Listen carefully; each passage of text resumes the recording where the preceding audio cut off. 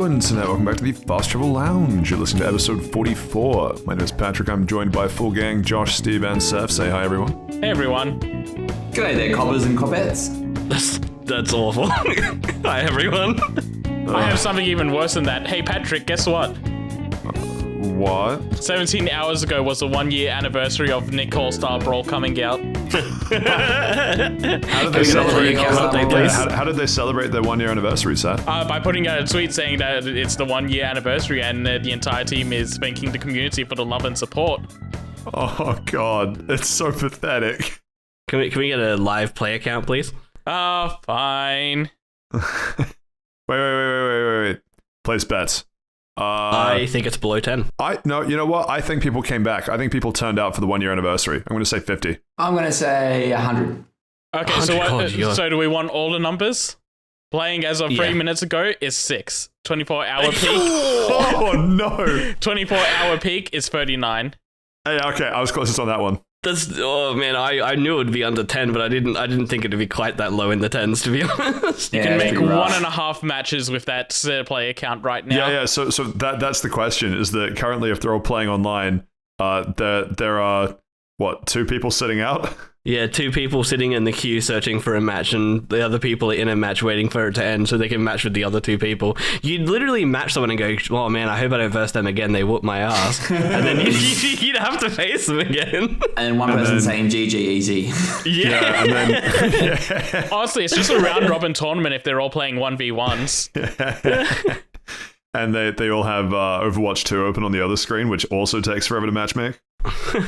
The matchmaking is quick once you get in. It's just the queue. Yeah, it's the queue to get in. Yeah, that's what I meant. Sorry. Anyway, do you want to hear something else worse? Just while it's on my mind.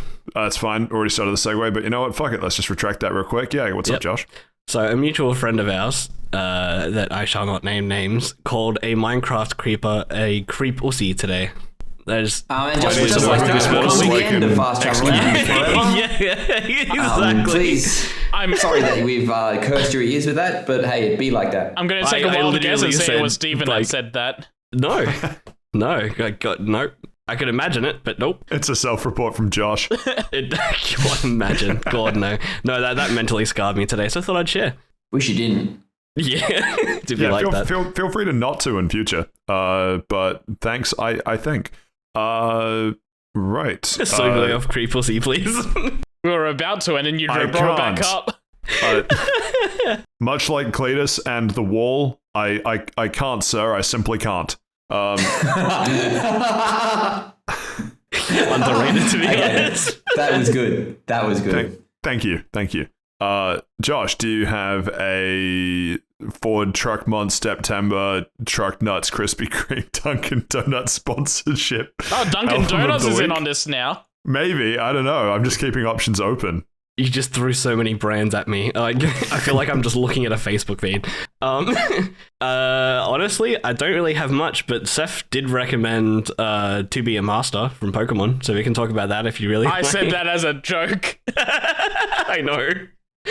I don't know, you had your really shitty Metallica album. Do you want to talk about that? You and that. Oh, you know what? You know what? If you had agreed to it when I first said it, Metallica. If you had agreed to it when I first said it, I'd be all in for it. But just chucking it on me right now, I don't have anything to actually back it up with a fun fact or anything. So no, I don't. You know what? Then I got nothing. I was not prepared for this today. Your one job is to be prepared for this. But I can't believe we're going to have to get back to some combination of Krispy Kreme Dunkin' Donuts September Ford Truck Month Truck Nuts and WordPress.com that we've failed one of their deliverables for this month. Good God. I don't think they're going to like that, I'll be honest. I guess it means we got to move I don't like WordPress. I'm more of a fan of if it pays the bills, it pays the bills. We got to move straight into Around the Lounge for this week, though. Steve, me boy, me Bob, what have you been up to? What a strange thing of strange introduction. Oh man, what haven't I done? Playing a bit of Yakuza 5, embracing my inner Japanese gangster. I finished The Walking Dead: The New Frontier, so I'm pretty much a zombie fan now. And I've taken, after a very long and arduous process, I have played 4 rounds of Overwatch. And if I told you guys that I was playing on a controller, would you immediately boot me from the chat? Yes. No, I wouldn't be. You have aim Well, assist at that I point. said that on a. You just disconnected him from the chat. Interesting. He did ask, and I had to follow through. I don't think he realized either. I don't think he realized either. You can't even drag it. You could have moved him. You just straight up kicked him. Josh, I'm scared of the power Seth holds over us. Should I kick Seth? Like more than usual. No, I'm worried that'll only make him angry. You're right. Oh, he's back. Did I just cut out? Did all my funny words just get cut out? Yes. Yep. Yeah, I think your internet dropped out. Oh, Jesus. It's okay. I'll get it in post. Fuck. Or do you want me to start? Oh, fuck. This is stupidly chaotic. I don't like it. So what we last heard was if you play with a controller, you blank. You kind of left it like a riddle. What was the answer to the riddle, Steve? So if I was playing with a controller, would you guys want me on your team or on the enemy's team? The enemy team. Yeah. Okay, so Knowing you as a person, enemy team. Outside of the controller. It's got nothing to do with the controller, to be honest. exactly. You literally Yeah, no. sent in the chat, God, I'm shit at this game. Bro, I will give you the keyboard and mouse that I would be using to play the game, and I'd still want you on the enemy team. okay, so I was playing a couple of games in Savo just before this, and someone was like, "Hey, any of you guys playing on a controller?" And I was like, "Yeah, I am." And then it was like vote to kick, and like all the people on my team kicked me. That is so fucking based. And I'm like, you know what? This is a dumb game anyway. I hate that. I'm glad the community's self-policing like that. That's good. Did you go and search for another match, or did you just close the game? I just closed the game. Oh my god, they literally achieved exactly what they wanted to do. They're culling the controller players. That's amazing.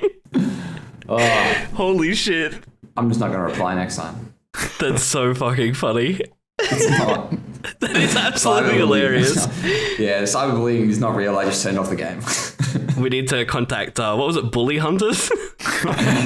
Fully off. Google Bully Hunters if you don't know what that is. Like I've been saying all week, anyone who's still playing Blizzard games deserves to be bullied, and I'm glad that it's being achieved. Okay, but all it's fronts. like us playing this free-to-play game is costing them money, which was my prerogative. Also, I wanted to shit on it in the podcast, to be honest. But Josh, if the bully hunters join and they're also on controllers, who are they going to call? The Ghostbusters. Ghostbusters, yeah. Like the original or the reboot? The original. You got to get the job done. Oh, it's a big job to get both of them. There's not enough room because they've dropped that's- the player count in the match. I don't know. That's exactly what I was thinking. That's a lot of them. You only have 4 per squad. You have to pick one of them. The 5 It's per 5 per squad, squad. but yeah. Is it 5? But it's you versus the bully, I don't know. I just assume that they keep dropping every so often. They'll just drop another player from each team. No, that'll be in Overwatch 3. And then you get to like Overwatch 6 and it's like 1v1. Overwatch 7 is just no one playing it. Overwatch 7 is just buying the battle pass and being like, that was fun. Overwatch 8 is we give Activision Blizzard money and we don't get a game. Wait, no, that's Overwatch. No, never mind. The joke stayed strayed too close to reality. Anyway, what have you been up to this week, Pat? Good Easy segue? question. Easy segue. I have not been playing Overwatch 2, but I have been enjoying Monster Hunter's free title update 2 for Monster Hunter Rise Sunbreak. Enjoying is a strong word for those monsters. No, I've been enjoying. Nature has not been enjoying me, but I have been enjoying the title update. I think this is Pat's really? random That's session, not, Josh, not yours. No. This is not what he said to me when I jumped in. Oh Those no, monsters, I just said prepare to just fail over and over again, but I'm still having a good time. So the theme of this episode is, as you might have been able to guess, free title updates for games we play. And yes, I am calling Overwatch 2 a free title update for Overwatch 1. Fight me. That's what I've been up to. Seth, what have you been up to? I watched Aladdin and the King of Thieves recently. It was the first time I've watched it, and I completely skipped over the second movie because everyone says that one's shit. When did it release? King of Thieves was 96. Holy shit. Wow, you don't even do your own research? You she person? What? Well, he's not sheeple because he's just one guy.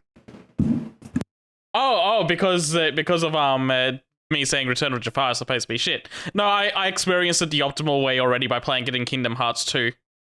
Okay, fair That enough. is a horrible sentence. There's no words. Yeah, I honestly got nothing. Yeah. Speaking of having nothing, Josh, what have you been up to this week? I have played a little bit of the title update of both Overwatch and Monster Hunter. Monster Hunter had more in it than the Overwatch 2 does, honestly. Well, That's new. Don't make it seem like that's a high bar. Come on. I know. And that's pretty much it, to be honest. I haven't really done much else. Right, so, Looking forward to Pokemon. True, and we do have Pokemon a trailer dropping tonight, so we'll have to wait and see what is revealed there. Very keen, fellas, very keen. I don't have a great handle on how this discussion will go, so I guess let's just field a few questions and see where we go, shall we? Who here isn't a proponent of free title updates for games? I like my updates paid for, to be honest. Even if it's just minor patches, I'm a big fan of paying for them. Every bug fix, it's a microtransaction. Bug fix, You know what would make it even better? If I had to pay for content that was already in the game. It just gave me a you mean day one DLC? Maybe. Yeah. What if it came on the disc, circa Mass Effect 3? Or even Street Fighter Cross The Tekken. Javik thing, I hate that. No, I think Seth means like if you're. I got lost. Sorry. What I was trying to say, you know how like in Sims 4... Hey, words are hard. Don't worry about it. Yeah. You know how in the Sims 4 there was no pools, but in the Sims 3 there was pools? And then the they DLC, sold it back as DLC. Yeah. Holy shit, I completely forgot about that, actually, yeah. The more I hear about the it, only fun part about Sims was putting them in the pool and taking the ladder away. So the fact that they True. released that game without that feature is kind of wild. I don't know about you guys, but I think the optimal SimCity experience is when it's always online and I can't play the single player game Don't in even offline remind mode. me about that. yeah, Oh my that's what god, I liked as well. That was my favorite part. that was so shit. And then the servers were down. Like no one could fucking play the game. and no one could play. That was so dumb.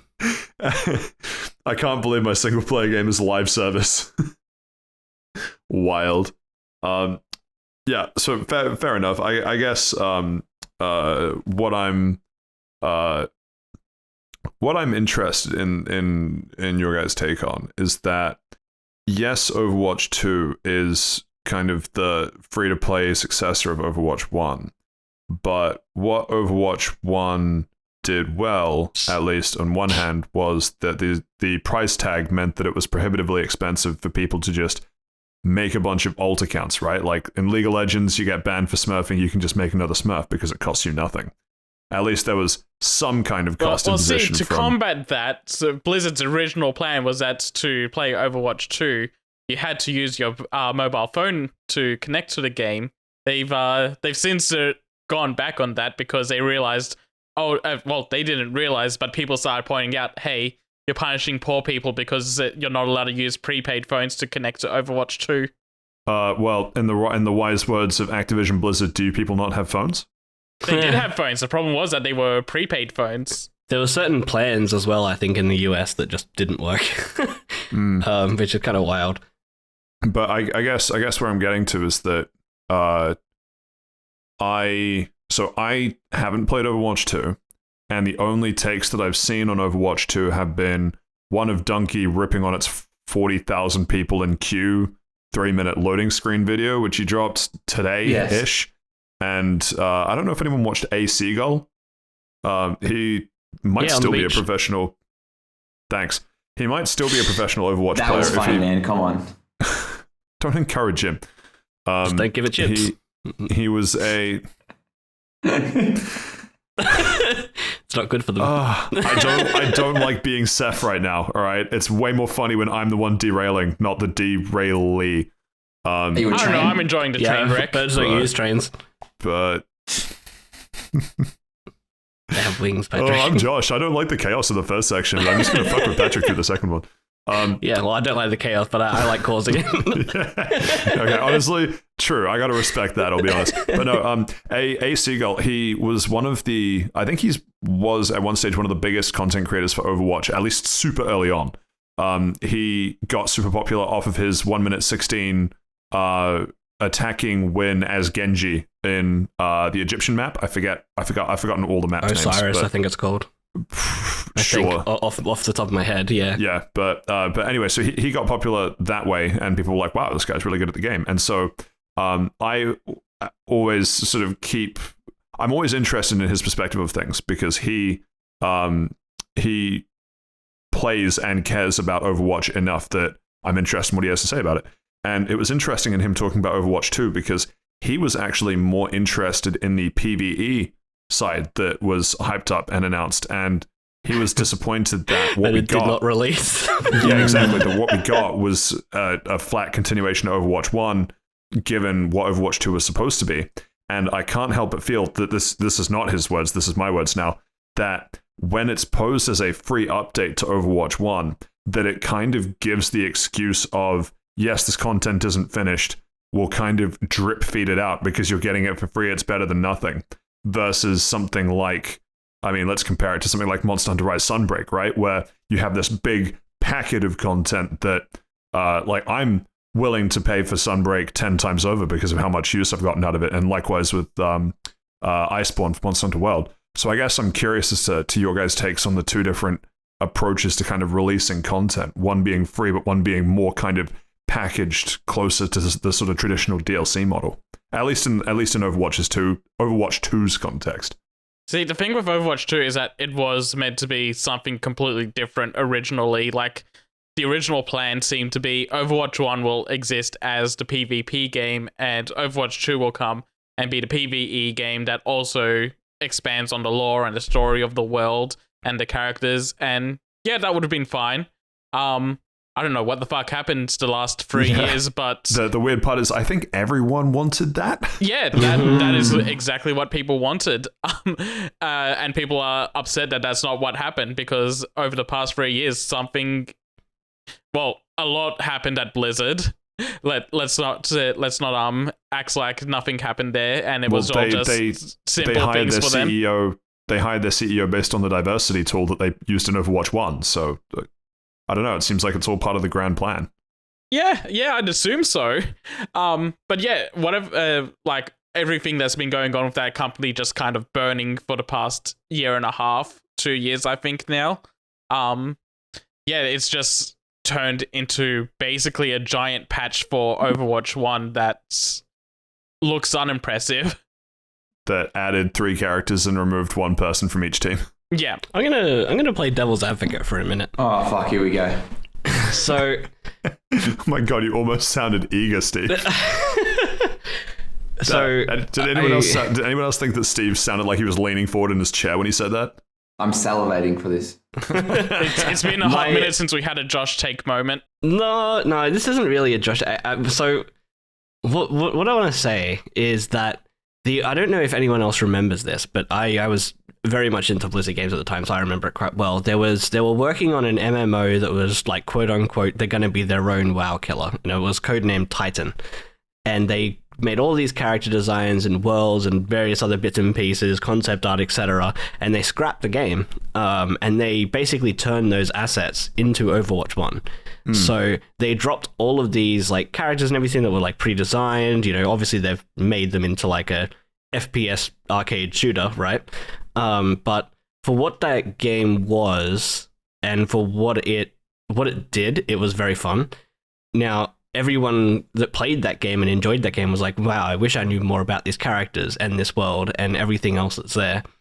That is still supposedly coming in Overwatch 2. I don't actually know if the PvE is... I think that's locked behind a pay barrier. I think you actually have to buy the Overwatch 2 PvE. You might, yeah. For something like that, I would be like more than happy to pay for if it looked like it would be worth it and was like, you know, it had like a campaign, for example, right? For what they've done for the game, I don't think that it should have been called Overwatch 2, right? But I don't think that necessarily taking the first Overwatch off the table and making it free to play is the worst possible experience they could have done either. What I am mad at is that they've now locked the heroes that if you didn't have Overwatch 1, you need to play, I think it's 100 games to unlock a whole bunch of the other characters that you can play as. That is what we said last episode. It is, but expanding on that a little bit more, because of the way Overwatch is designed, the whole purpose of it is that like certain heroes will counter certain other types of heroes, and people can swap on the fly. If you have a smaller move pool, or hero pool than other people, and you don't have access to certain counters, right? Then you're just gonna have a horrible experience. So, like, I guess I just want to know what your guys' thoughts are on, should it be free to play and not have anything locked like that? Or is doing the League of Legends style approach, like what League's done forever, where they've had release new heroes and you have to buy it with your in-game currency or your premium currency, etc. Which would you rather pay for a game or have a free-to-play game that's maybe more mass marketed that does have these locks, or would you just make a free-to-play game where people can smurf, not have the locks in place at all? And just let people go ham. Like, what would you do as a developer? Is my question there, because I don't think that this is the right approach, but it's hard to see another approach that they could take. Well, the approach I was thinking of, now that I know that PvE is a paid thing, it probably makes a lot more sense. It's like what Halo Infinite did. Is you had to pay to get the Halo Infinite campaign, which people, like a lot of people, were, I assume, would be interested in. But then they made the multiplayer free to play, and pretty much the only thing you can pay money for in the multiplayer is just different skins and cosmetics. Like, there's no new heroes, there's no new weapons or anything that you can get. And that's probably an unfair example the more I think about it, because it is, because there's not, you there don't isn't have role types of descriptions like what exactly. Overwatch 2 is. So probably it would make more sense to have some sort of in-game currency type of thing. But then at the same time, you wouldn't want it to be ridiculously grindy to the fact where it's like, multiverses. And you have to play 15, 20 games to be able to unlock one character. And then it turns out you unlock the character and you don't like them. So, to be fair on that front, you can at least try them out in a practice mode to see what their moves are like. And you can go no, I don't click with this sort of thing. Yeah, that's true. That's fair. I don't know if you can do that in Overwatch 2, to be honest. Local multiplayer also just has everyone unlocked. Cool. Local multiplayer, that would imply that people come over to my house. Yeah, true. It works for tournament setups, though, which has been nice. Tournaments, yeah, I guess, yeah. Those things. My whole thing on this is I don't give a shit about the multiplayer being moved to Overwatch 2. It probably saves them on server space and things like that. And more cost effective that way. What's really weird to me is that the things that are supposed to have made this Overwatch 2 aren't in the game yet, so it feels really, really weird to just release it, right? Yeah, why put it out in this state? They could have just been updating Overwatch 1 while they still continue to do the Overwatch 2 things, and when it was in a state that was ready for release, then move everything over, make the multiplayer free to play, and make the PvE paid to access. I read a hot take on social media, because that's the only thing I do with my free time. Someone said, and don't how many followers do they have? 3. God damn it. 4 at best. Is this someone you, Steve? Are they in the room with us now? No, they're not. I took my meds.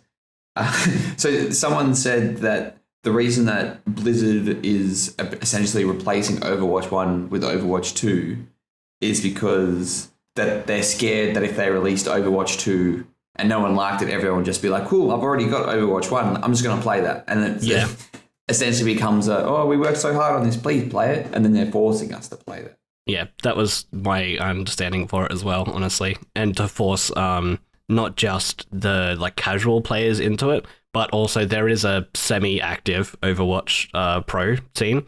So they're literally forcing that into there, so they have a pro scene that they can kick off straight away. They can start streaming. They can do all sorts of weird and wonderful things with it. They're literally just moving that and trying to keep things intact, which is kind of shit. While also making changes doing. One less person per team to change up the group dynamic. Yeah, I think very, very small number of heroes have had tweaks, but I mean it's basically the same game.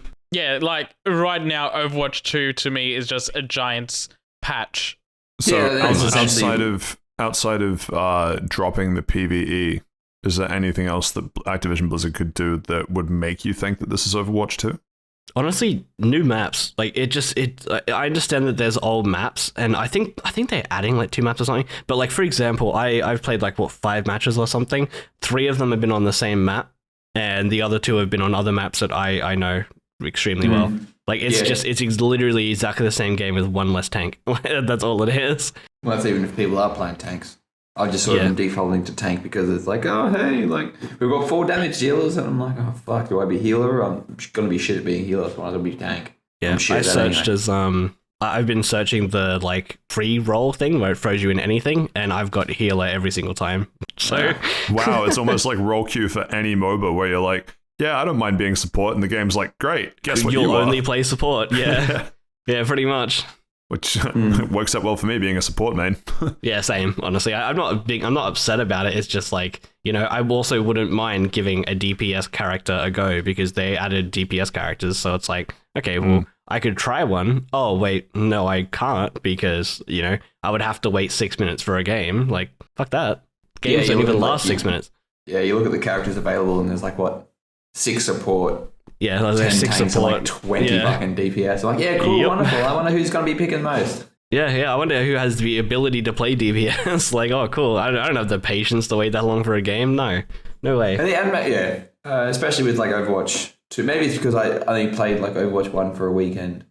It's definitely. Well, now we're going into Overwatch chat, so it looks like you did a really good segue there, Pat. Good on you. What? You know what? Never mind. I was trying to do something funny and obviously didn't work. But yeah. Standard. Yeah. So, yeah, okay. I have nothing more to say. Sorry, I got lost along the way. Okay, I have a question. Do we think it's fun? Do you think you would enjoy it if you picked up Overwatch 2? Obviously, Steve and I have played it. Fun is a strong word for it because I think I went into it with the mindset of like what I went into with like Halo Infinite. Like I can play solo. It doesn't really matter. If I care, I put on a headset, talk to strangers. If I don't, then whatever. I play my games and I get bullied and that's it. Yeah, and then you get kicked for using a controller. Yeah, the circle of life. Mm-hmm. I did. They asked me that. I'm so fucking embarrassed. That's so funny. Top 10 anime betrayals. Literally just walked into it too. Yeah. I am. Like he's like, yeah, I'm so proud of this. Bang! Immediately, fucking banhammer. Yeah. Oh, yeah. Another Chad controller. Wait, why am I disconnected? Yeah, I played a lot of Overwatch 1, and I had some friends that were way better at it than me that were constantly just in solo queue or duos, whatever, grinding to Diamond Plus or whatever the hell ranks up near there were. And I think I'm actually kind of curious to go back and look up. I don't know now that Overwatch 1's kind of retired whether I'd be able to, but I'd be curious to know what I got to as a rank because I'm pretty sure it was like this is super early on because I played it kind of day one where the hype was with everyone else. But I did well relative to who I was playing with, relative to how early the game came out, and part of the reason why that was fun for me is because the interactions, there were a lot of interactions because of the number of heroes, but there was a finite number of them. And now it feels like it has the League of Legends problem where in order to keep Overwatch 1 fresh, they had to introduce more and more ludicrous heroes with weirder and weirder mechanics where like some of the new heroes in League of Legends, for example, well, I don't know about the new ones as of recording this, but like just random ones that I've looked at since I stopped playing League of Legends have like a page of what their abilities do and how they interact and how they scale and everything else. And I suspect a lot of my enjoyment of Overwatch... It kind of hits like a power creep sort of thing happening. Like in TCGs, power creep happens because they want you to buy new sets. League of Legends and Overwatch kind of want you to do the new characters, so they make them a little more powerful at the beginning or give them more mechanics. But so that's one side of it, but it's also stuff like... I remember being...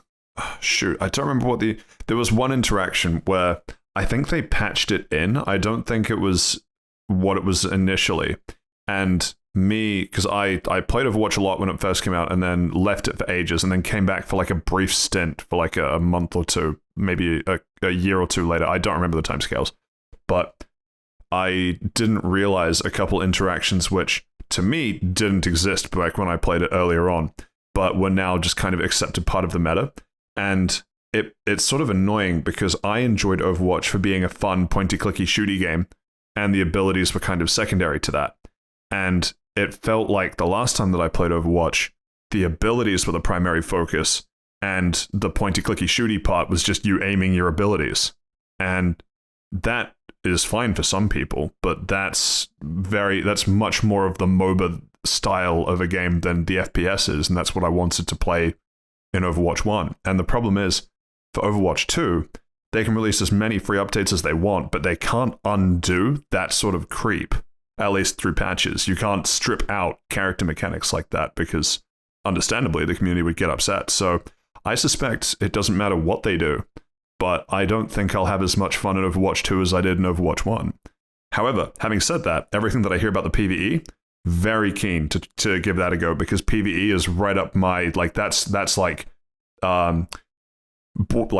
aspects of Borderlands, aspects of Vermintide, maybe, Payday, like all those sorts of like PvE builder, like get a build going, get a class going, all that sort of stuff. Super keen for, really keen to see how they do that, because I think that sort of element where the abilities become a focus because you're augmenting them and everything, that will be the part that's fun for me. And then it's less about, do I beat someone else on the same internet connection on the other side of the world? I don't give a shit about that. I don't like playing competitive games like that so much anymore. But the PvE side, get me, point me in a direction, and I will grind till the cows come home. Yeah, I'm pretty much the same. As I do in Monster Hunter a lot. Yeah, to me, the most fun that I have always in every game is a PvE aspect with friends, with co-op PvE. That's always the most fun for me. So I would look forward to that. But in saying that, I still, like, I solo queued every match I played so far. The first couple of matches I stomped beyond belief and just did not die. The next couple of matches it sort of like tweaked me a little and I started being like killed. But then it still ran into the same problem of, oh, my team isn't helping me and I'm being forced to play healer or wait forever minutes. So now this is not fun anymore. Now I don't want to play. Yeah, so sorry, it's that like, was probably me. If you got any games with me, I didn't know how to play. But let's all queue together. Maybe fun playing as friends. Come on, Seth, maybe get involved. like that's the thing. Yeah, if we were playing with friends, then it would still be fun because it is like the gameplay is still quite fast, quite like interactive. There's a lot of like fun things you can do as a team especially if you're like on voice chat or whatever. That just makes the whole game just more enjoyable. So I think it still has the potential to be like a lot of fun, but I don't think it would be any more fun than Overwatch 1 because, I mean, if anything, the only reason why it would be more fun is it's like, oh, cool, that's one less person I need for a full team. Like, that's it. That's the only change. Yeah. Do we have any more thoughts? Otherwise, I'd like to switch tack and talk about Monster Hunter for a bit. So, any final thoughts on Overwatch 2? I like it. Okay, hang on. Let me rephrase it. Anyone who's playing it deserves to be bullied. I'm not. I enjoyed the time I've spent with it so far. Wait, hang on. Sorry, one sec. Steve, are you recording this podcast with a controller? He's already been kicked once. We don't need to do it again. Second time's a charm, right? Honestly, it might have better quality than his microphone does. You know what? Just for that, I'm going to be humming into the microphone the entire disconnect. I was so ready for him to just I was waiting for him to bite the bullet. I should have. That's funny. But no, I'm enjoying Overwatch 2. It's free, but I will probably not be spending much more time in it. Like, I'll play with friends when I play. If friends don't want to play, I'm probably done. Oh, actually, I want to bring up one last thing. Oh, One last thing before Josh, because I'm revved up about it. On like the achievements page in the Xbox dashboard, of course, it's achievements. It comes up as the Overwatch 1 achievements. Oh, does it? So it says it's like 2,500 gamer score. I'm like, what the fuck type of game is this? And it looks like it's all like Overwatch 1 stuff. Like I said, it's just a big patch for Overwatch 1. It's not Overwatch 2. I mean, literally, if you load Overwatch 1 on your PC, you click update, and then it will update to Overwatch 2. Actually, it's also more evidence for being patched Overwatch 1 in that we no longer have loot boxes, right? I actually don't know if they still exist, but I'm pretty sure they had to get rid of them. I don't remember. I'm pretty sure a big part of Overwatch 2 as well was existing, and Overwatch 1 moving towards it was because they had to get rid of loot boxes. So now they're doing a battle pass instead. Yeah, that's a great segue to the last thing I wanted to speak about is the very first time you load up the game, it goes, hey, we're loading everything. Here's the battle pass. Yeah, that's right. And then when you go, okay, well, I've changed my options, whatever I want to do, and you click play game, then you search for the match, and while you're searching, it gives you two buttons. It's cancel and buy battle pass. Which is like, holy shit, the fact that they advertised it twice before I got even into a single match. Holy shit, are you serious? I mean, at least, like, for all of the Pokemon Unite faults, at least the Battle Pass wasn't front and center of every fucking menu. Yeah, but yeah, it is literally shoved down your face at every single possible opportunity. All of, like, you know how Overwatch had, like, character models jumping in the background, whatever, like the different anime screen that it did on the main menu. So you'd have like Genji or Mercy or whatever. I think it used to be the last person who played. I don't remember exactly, but now it's just the Genji premium skin that exists with the battle pass, and that's all you see as well. It doesn't change. I think it was random because I got Mercy a lot and I never played her. Oh, okay. Well, it was random, but now it's just the premium Genji skin, and it's like, hey, you should buy the battle pass if you want this. And you're like, please fuck off. I don't want to spend money on this. I'm surprised it's a premium Genji skin and not the new character that's at the end of the battle pass. I think if you just load up the game currently, you get the new characters for free for the first week or something.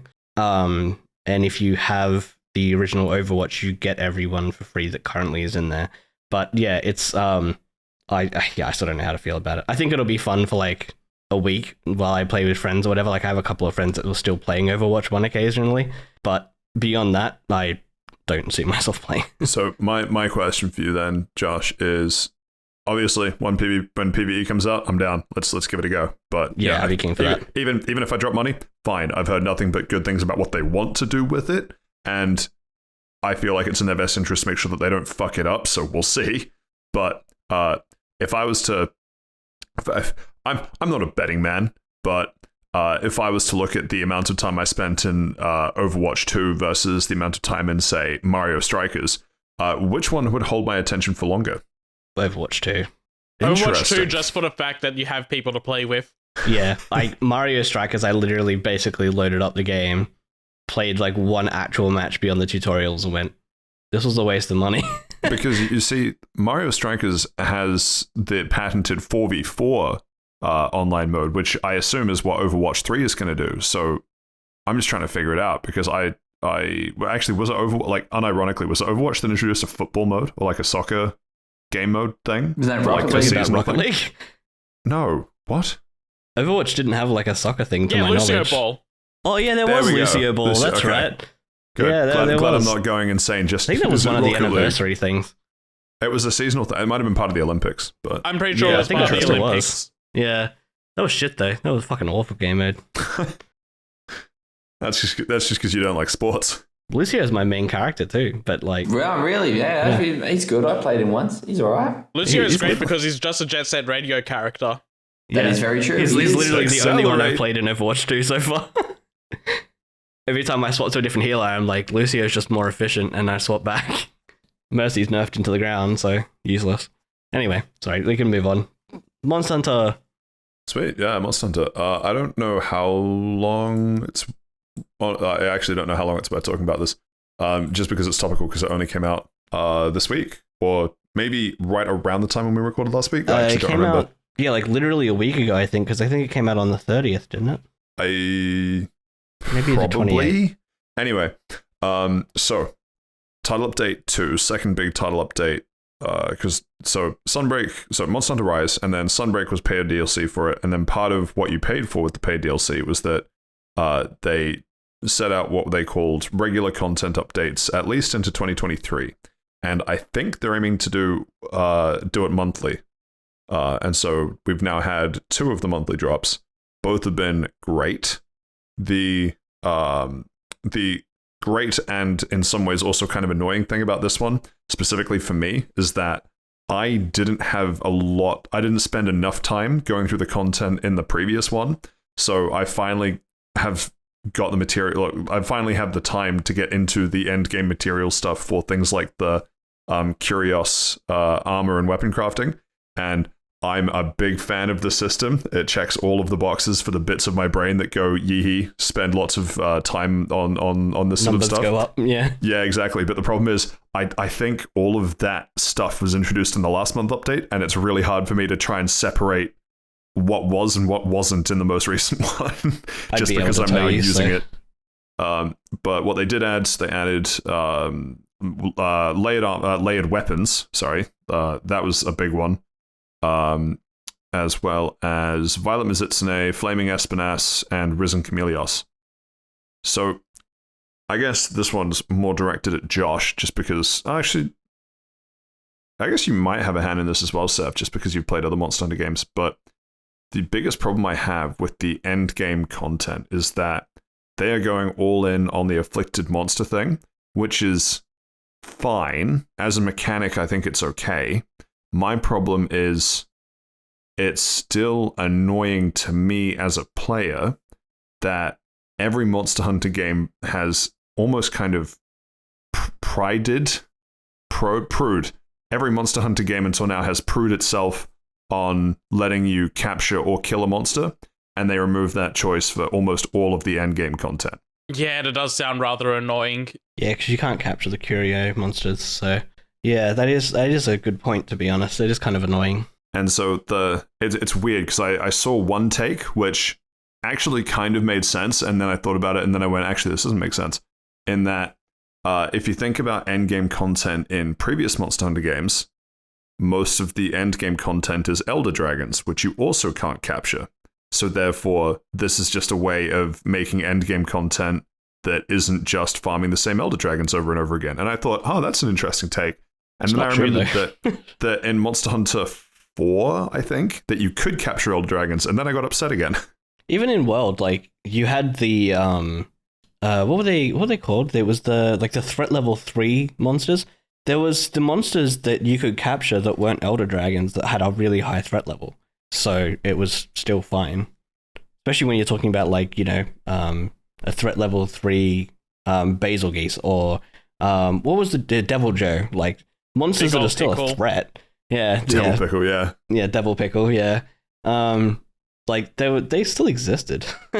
So I don't really see that as an argument. Yeah, because to me that's still the major hang-up I have about this, and I say that knowing that Risen Chameleos, it doesn't matter whether or not, you know, you'd want to capture it because it's an Elder Dragon, you have to kill that one. But it's just, part of it is frustrating to me that actually no, there's 2 points. It is still frustrating to me that if I want to grind solo, which I most of the time do because it's just a consequence of who's playing at the same time. You never asked me if I want to play, but sure, go on. Go off. Well, like, no, it's fine. No, honestly, part of it has just been that my internet connection's unstable, so I don't want to play with randoms because I don't want it to scale up and then either fuck them over or fuck me over by having the internet connection severed. So on one hand, still annoyed that if I want to grind solo, it will just take longer to get afflicted materials. That it just will. It'll just do that. And as part of that, I can't farm afflicted. There are some materials that I might want to get that I can't get from the afflicted version because they are capture-only materials, and that irritates me as well. However, having said both of those, because I'm now into the Curios weapon and armor crafting, it's no longer as burdensome for me because I finally have late-game gear, or gear that I think the game is intended to be played with to do afflicted quests, and now I don't feel like there's been doing. Yeah, exactly. Gathering sets.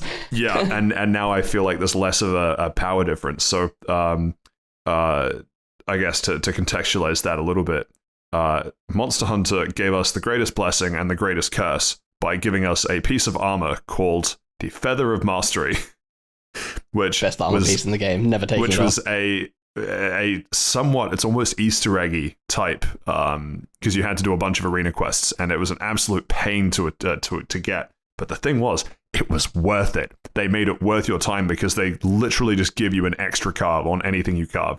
Which for monsters that you only get one carve on, or a tail, yeah, that's huge. Exactly. So tails go from 1 carve to 2. Elder Dragons go from 4 carves to 5, or just like whatever the numbers are, that you just always get one more carve. it is so hard not to try and make that piece work in any set. And so what sucks is that because I know that piece exists and there's no equivalent at master rank, I am willing to kneecap myself and have a worse time because it still feels more efficient than to have to do the same hunt twice. It's true. I still haven't taken it off, and I don't think I will until I've crafted everything in the game. So, that's the line that I tread every day that I go to work. I have one gripe with the with the patch so far, and it's just you wouldn't have noticed it, but I think I did mention it to you. So they added Violet Mitsune, which is cool. They added Flaming Espinas, which is cool, though I fucking hate it, but it's cool. But Risen Chameleos is a MR of 120. Now, there is very, very, very little to do other than grind between 80 and 120. There is exactly one quest that you need to do, and it's like, yeah, it's MR 100, so it's smack bang in the middle. And when each one of these hunts is like, 3 hunts maybe as a level, that is a hell of a grind to get to the latest content, and this is only patch 2. So if they're going to keep scaling up like this, it's going to become almost a chore to keep on top of, to keep the MR up for the other patches. If they keep everything at 120 or whatever for the other Risen dragons that they'll add in or whatever it is, then I'm fine with it. To be honest. I don't know. I don't know what they're going to do. I assume that they would have to, but if they do keep scaling it up, it's literally just going to be a chore that I don't want to do. If they scale up, I'm 100% with you. But like Violet Mizitsune is kind of a scaled up monster because you fight it in an arena, or like Silver and Gold Rat's another good example, right? Where these are things that they've added that are scaled up versions of the monster, but they haven't increased the master rank requirement to hunt them. Except for Risen Chameleos, which I don't know if they did increase it or not, though. I think you needed 80, but I think we were just above it at the time. Right, but that's what I'm saying, though, is that like the arc of content in Sunbreak topped out until this last update at 100. By the time you hit Master Rank 100, to my knowledge, everything that you could do you could do everything in the game that you wanted to. It's just whether or not you have it unlocked. And now, because of Risen Chameleos, which is almost kind of ultra end game content now, that's now 120. And my theory is that because this paves the way for Risen Elder Dragons, good God, that those will also be Master Rank 120. I hope so. I just don't want them to be further grinding because, even like for you and me, like you're what, like 130 or something last time I saw. Like that, for the amount of time that you've invested into the game, and even the amount of time that I've invested into the game, to not be at that point or to just be past that point, yeah, it's a lot. Like if you're just someone that plays the game semi-casually, then you're probably never going to hit that point, which is a shame. I don't really think it needs to be that high, and if it goes up, then it's just I don't think it's worth the time anymore. Is my point. But it's yeah, we'll see. So, question tying this all back, that's basically all I wanted to talk about in terms of the second title update. Finished all the content, enjoyed all the content, as much fun as I could enjoy getting killed over and over again by Risen Chameleos. Shout out to Risen Chameleos, I'm wearing a full suit of your armor now, get fucked. But to tie it back to the free title update type stuff, I've generally quite enjoyed Monster Hunter. I'm going to say Monster Hunter Stories, but not Monster Hunter Stories the game. I'm sure that game's great, I just haven't played it, I don't know. But would you... I'm trying to think how to phrase it. Because we are getting regular title updates just of stuff, generally new monsters to go and hunt, would you prefer that we don't get any new monsters and instead get more of like some kind of story or more lore of some kind? Or are you content with, we've done the story, let's just put more shit in the game to go and fight? Personally, I like a balance. Like World is a good example where they kept adding things, but it kind of added on to the story. That's actually such a good point. Holy shit. Like, Rise, yeah, you're right. Hold up. No, I don't think Seth and Steve realize quite the point that Josh just made. That might be one of the... I'm listening. I'm just waiting for Josh to finish his point. Well, I don't get it. So I was like, I was about to rip Josh out. Yeah, I am actually, because Josh made a good point and I don't know how to feel. I was about to rip Josh out for fence sitting between wanting content and wanting shit to fight and wanting story. I actually somewhat forgot that part of the ultra end game final update or two of Monster Hunter World Iceborne was concluding story aspects from Iceborne's story. Yeah, no, and even then, Well done, Josh. Iceborne was a complete story. It's just that every patch just kept going and adding adding more story intrigue into the game. Like, people will shit on Monster Hunter story, but having some sort of story to go with the monster drops, besides just new monster, go fight, does actually make it feel more meaningful. God, now especially I'm when it's pissed at the lack of content we're getting from the Sunbreak update. Thanks, Josh. No, I mean, I still think it's a great update. Like, the fact that they're doing these monthly is so good. Like, I can't complain about this in the slightest. I am joking, but it's just like that. That's actually such a good point in terms of they did both in Iceborne. So for comparison, the update for this one was quite literally, oh no, my friend's sick, I need to make some medicine. Go hunt these monsters that no one's ever heard of. And you talk to... Actually, just go shiny hunt for me real quick. Yeah, literally, yeah. Go hunt these variant monsters. Hey, can you go to, like, go capture a Paldean form for me, please? All right, yeah, cool. Yeah, and he's saying it with a straight face too, and you're like, okay, but seriously, what do you need? It's like literally the exact same NPC each time. Like, it would have been nice to have some variation. It didn't need cutscenes, doesn't need anything. It could have even just been, like... So, I'm going to say, I'm going to backpedal a little bit. The first update with the curious crafting and everything and introducing those investigations and stuff, there was a little bit of story element to it and it was enough. But for this one, it just is just almost entirely absent. So I look forward to them adding more stuff, but I would like it to not just be talking to an NPC, him making up some bullshit excuse, and then you go kill 3 monsters in an arena. Like, Actually, Seth, I feel like you were going to jump in on something before I say a point. I've lost it. Just go. Okay, cool. Does anyone suspect that it might be harder or easier for the Sunbreak updates to contain story compared to the Iceborne updates to contain story? I remembered it now, and I think it rolls into that. Right, yeah, because the Iceborne... Hey, what can I say? 2 hours ahead, all right? Because in some ways the Iceborne engine was designed to run on current gen. Is that the right? It was not current gen. That was the PS3 game engine. That was MT Framework, which they had been. It was MT Framework, which they had been using since Devil May Cry 4 and Dead Rising. I am shocked at how good of a game they made out of a PS3 era engine. Then, because graphically Sunbreak to Iceborne kicks Sunbreak's ass every time graphically. It's not even close. No, it's not. But what I was going to ask is it because of the limitations of the game being Switch first and then ported to PC that they kind of in some ways can't afford to bundle some of the stuff in like they probably could with Iceborne where it was running adding lines of dialogue. I think it's a combination of Rise is more of a gameplay first game than World was. But I also think that every Rise update is adding more monsters than a general World update did. So you're getting more gameplay per update with Rise, but at the same time, that means they're not getting a time to work on story reasons for why you're fighting these monsters like they did with World. For the record, not talking about just adding lines of dialogue. There are fucking cutscenes that are just straight up missing in Sunbreak. So hear me out, right? Because this is my honest opinion, despite it mostly being hopeful conjecture. They're too busy working on Monster Hunter World 2 to be adding this much stuff to Rise. And if that is the case, that is it's a lot of cope. It's a lot of hope.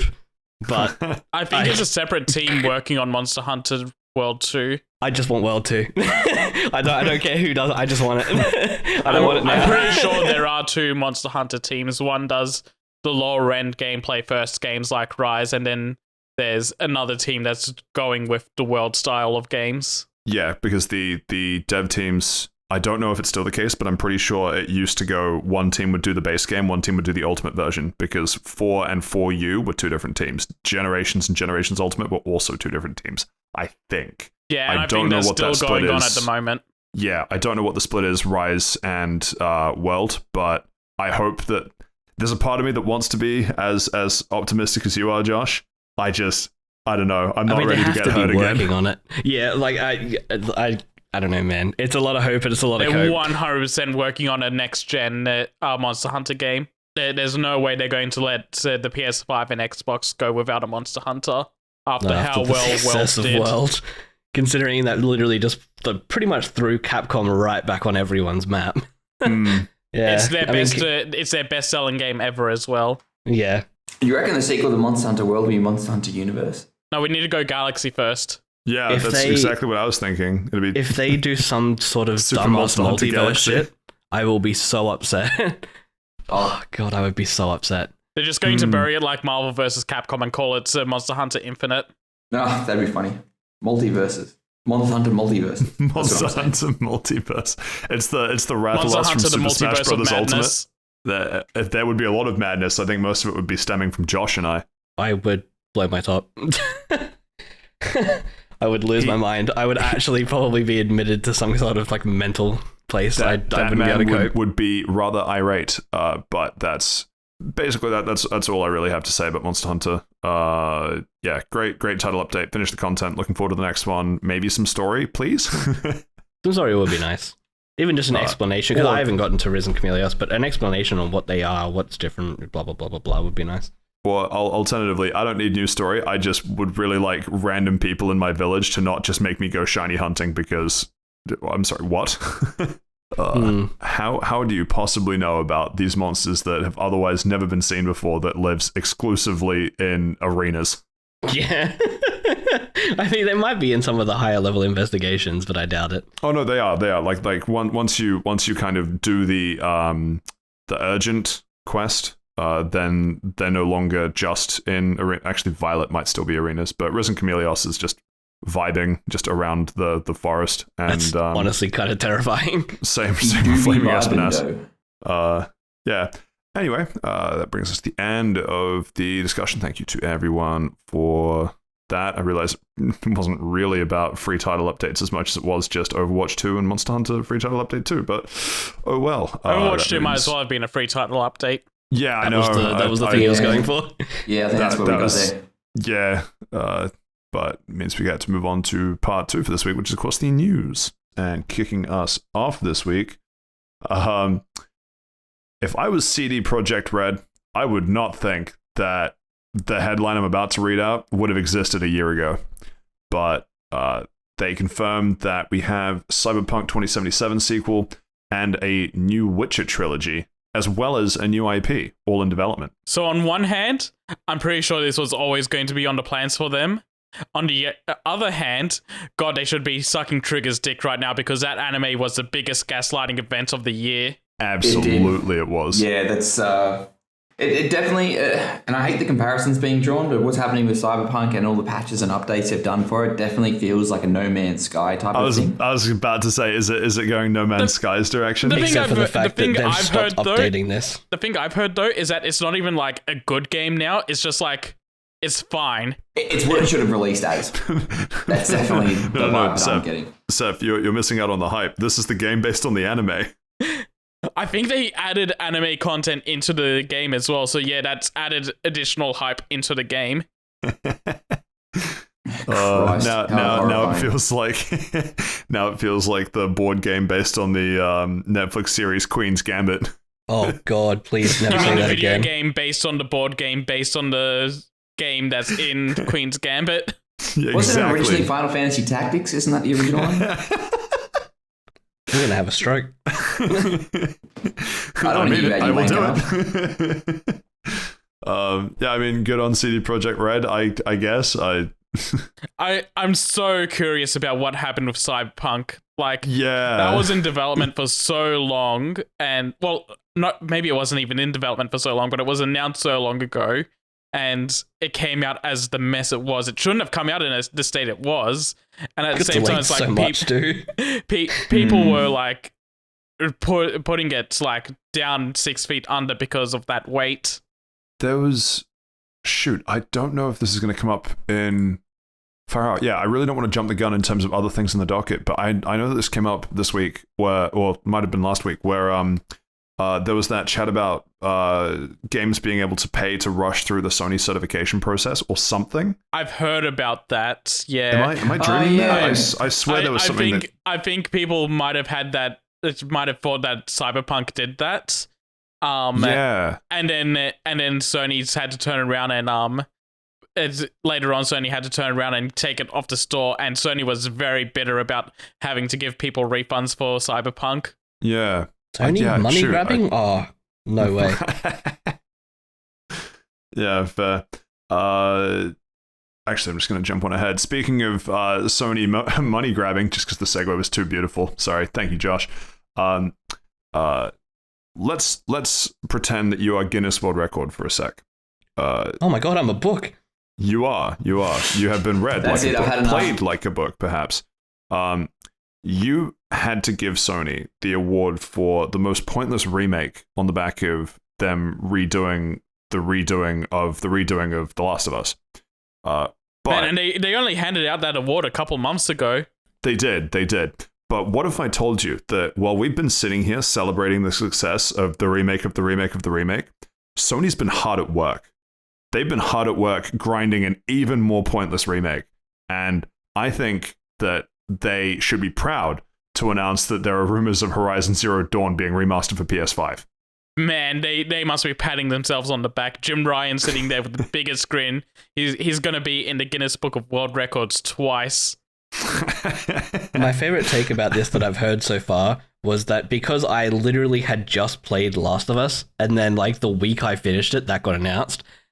And then I pretty much just finished Horizon like 2 weeks ago. And now this remake is being rumored. Hey. They're like, "Oh, can you replay Bloodborne?" And I'm Yeah, like, I was thinking "No." that. Josh, is there any chance you everyone is solid and play Bloodborne. When it comes to Xbox, then that'd be sick. Well, I mean, I'm not even going to ask for Bloodborne. Just replay the original Sly trilogy for me real quick. No, please, for my sake, and Patrick will probably agree with this as well. Please go back and play Infamous. Oh, No, I'm not playing Infamous. No. Oh, here we go. Here it comes, fellas. No, Infamous. No, I have no interest in that game whatsoever. No, Infamous is fine, but Josh literally offered Motorstorm. I'd take I that. know. I literally said Motorstorm, and you just You want me glossed to- over it. You want me to Because I was in the sacrifice middle of Seth? my I'll do own it. statement. I was still Motorstorm talking, and was you the said correct Motorstorm under me. Motorstorm was the correct answer. That's why. True. But yeah, so part of that, this side of it, I think is interesting. I haven't played Horizon Zero Dawn. I've actually picked it up as part of a Steam sale, and it's on my list of things to do. Haven't gotten to it yet. We'll get to it at some point. But part of the rumor is that there's an online multiplayer game coming for PS5 and PC. Yeah, that's How also would a that- separate project from the remake. Yes, yeah. Should say that. But how, having actually played it, Josh, do you see that going? Do you see that working? I don't. Okay, thank you, Josh. Yeah. Monster Hunter, but I really Horizon. don't. Steven's played it too, right? I played the first one, Zero Dawn. No, Yeah. hang on. No, what's the Yeah. first one called? Zero Dawn. Yeah, it Zero is, Dawn. sorry. Yeah. Yeah, Yeah, I played Zero like Dawn. 4 years ago. I just okay. don't see it working at all. Yeah, I don't see how you could do it. But then at I the can same see it time, as like a co-op survival experience versus PvE. Otherwise, no. open world crafting. Alternatively, everybody said that Assassin's Creed couldn't do multiplayer either, and I really enjoyed that multiplayer when that was out. I It did was too. actually good. The That's Assassin's fair. Creed multiplayer was very unique at the time it came out. It was, and it's very strange, and I a lot never of played like it. How did it human go? behaviors. What It was was the really what was the fun. objective? You Um, have to assassinate the other everybody, get the most players. kills. Yeah, it Oh, was really? it was a kind of asynchronous, like a Dead by Daylight, but imagine everyone's being the hunter, and so you're just going around trying to find other players that are blending in with the environment, or if they're idiots running around on rooftops, and Yeah. you just got to try and assassinate each other. And the better concealed you were when you did the assassination, the more points you would get. Yeah. So the crux of it was there would be 8 people ish in a Yeah, lobby, eight- plus or eight minus Yeah, people, 2. yeah. roughly maybe 8 to 10. And so you would be given a contract. You have to assassinate this person, but someone else has your contract. And so it's weirdly tactical, because my tactic was always just you like basically the really good players would just blend in, And so it would be entirely blending in, and there was like a really, really loose radar mechanic of whether or not you could see your target, I think, or something like that, where it was gave you... the further away you were, the more pinpointy it was, but as you got closer, it got more of a wide range, so you'd have to actually pay attention to the people in the area. Yeah. It would just kind of turn into like you're in the same general vicinity as them. And so you would get beautiful moments of someone would like step or turn, and you'd be like, is that a player? Like, is that an AI doing something weird, or is that a player? Like, what's happening here? Or like, because you get to choose kind of how you present. You basically just choose like your costume, basically, that you'd blend in. And so you just have these awesome moments of you're just sneaking up to your target and you like do this really sweet stealth assassination for a ton of points, or the even better ones where you're approaching your target and then someone kills you right as you're approaching the target, and there's probably this massive sigh of relief on the person you're about to yeah. I didn't the realize. Even better one, sorry, just need to cut this one in. You accidentally assassinate the NPC next to the person you're supposed to attack, and then they get up and punch you in the face, so you lose the contract and they get points off stunning you. Yeah, exactly. Yeah, I completely forgot about that because I never missed. But the other thing as well was like the lower in the leaderboard you were, the less likely people were going to get your contracts, and the higher you were, the more likely you were going to have multiple people chasing you down. Yeah, so it was a beautifully well balanced multiplayer. I really enjoyed it. Interesting. Anyway, so hear me out. Back to Horizon Zero Dawn for a sec. Online multiplayer game. There are dinosaurs, yes. Mechanical creatures, yes. You are playing online, therefore with other people, yes. Yes, theoretically, yes. In theory, yeah. I'm with you. Did Sony just announce the Exoprimal Killer? I think they're going after the Monster Hunter audience. Monster Hunter New Horizon, is that the new...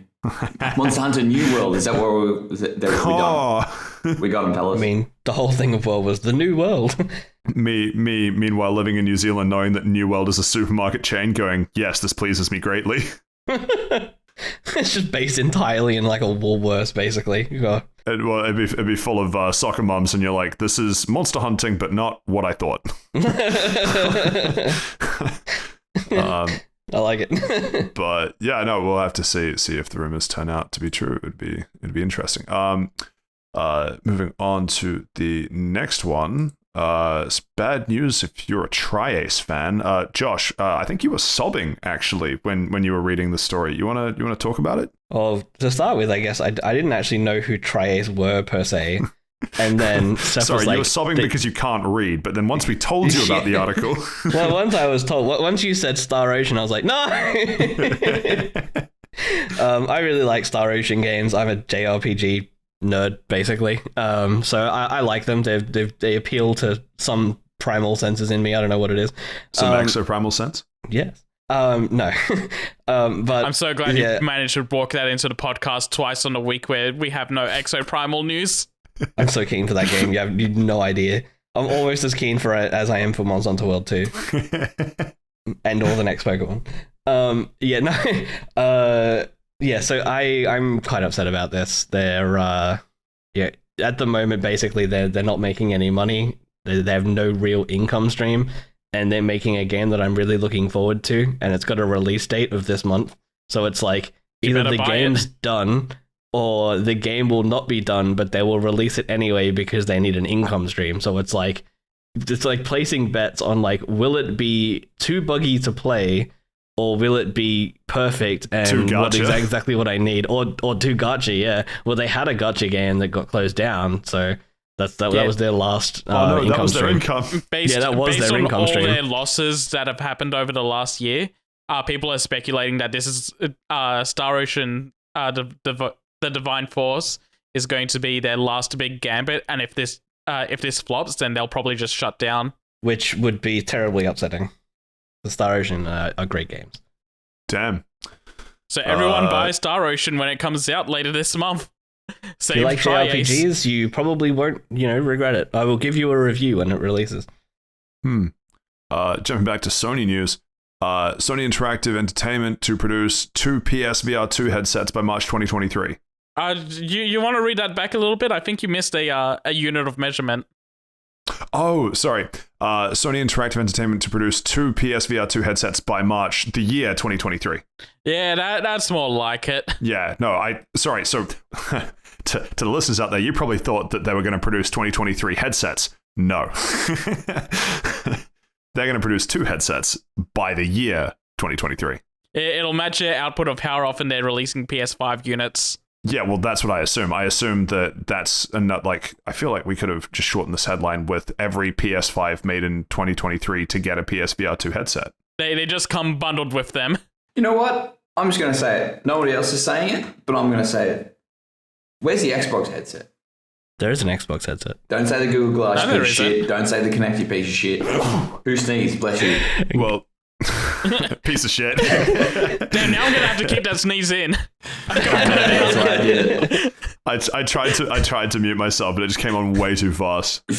Yeah, if I had $1. I'm so fucking sidetracked. I don't even remember what I was going to say. I believe you're about to try and make a joke about how Kinect is the headset of. You know what? I wasn't, Xbox. but that's honestly better. I was going to make a joke about Turtle Beach being the official headset because they're fucking garbage, but yeah, that works better. The Kinect is the official headset. Man, and I'm sitting here with a Turtle Beach keyboard right now. They have a Turtle Beach keyboard? Yeah, That must be the worst piece of shit. shit. Or no concept of technology. I needed a quick mouse and keyboard replacement, and it was like $50. It's like, sure, why the fuck not? $50. That's a $50 waste, is what that is. Well, you still It's good. It's God. 5 years of abuse. Yeah, let's get the review, Seth. Do you reckon you got your $50 out of it? I got more than $50 worth out of it. It's lasted me like at least 5 years. Okay, but compare that to like a $3 keyboard in a public school. Like, Those don't have the big buttons that clicky clack like I like it. you know what? The old school ones do, and some of the ones that we had in high school were old enough that they were still mechanical. That is also true, but I'm pretty sure they've all been replaced by now. Actually, Maybe, no, not probably our haven't, high to be school. honest. Not our high school. It was too cheap. Guys, Exactly. you all need to shut up before someone lets slip that typewriters are a thing and Seth loses his fucking mind. I actually have a typewriter somewhere in the house. Oh God, Jesus. is it okay? Does it need help? Do you need help? Yes, and no.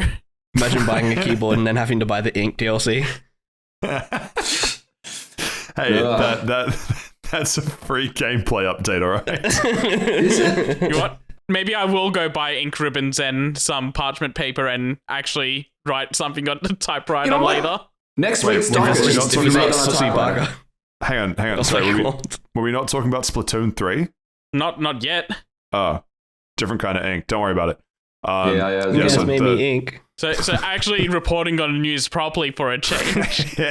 Sony's actually going to be producing about 2 million PSVR 2 headsets by March 2023, which is more but how many unit- PS5s is that? Yeah, that's more than double how many PS5s are out in the wild right now. And no one wants this because it doesn't support PSVR 1 games. So there's no games for it. Yeah, that is very Just like strange. the original PS5. Oh, and just to quickly throw it back. Actually, no. You know what? No. Fuck it. Sony did a good enough job making a joke of themselves. I'm not going to say anything. Yeah, I honestly, that still boggles the mind that it doesn't support the PSVR 1 games.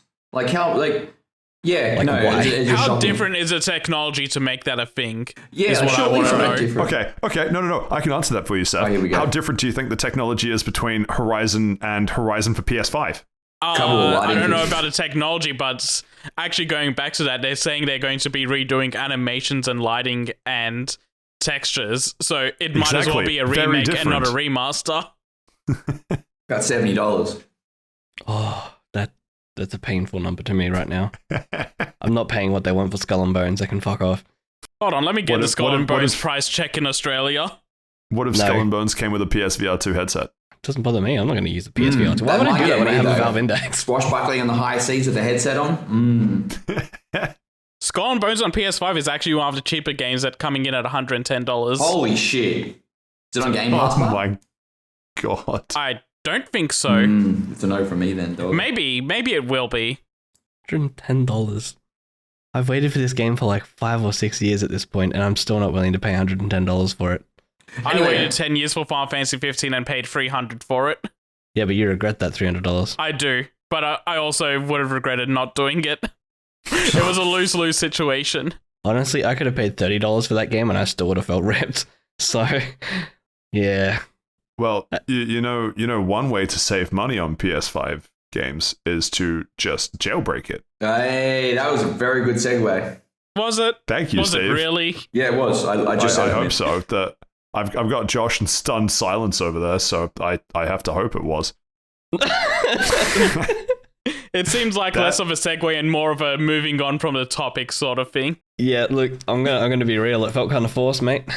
You know what? Don't listen to them. As co-host, I think you did a really good job.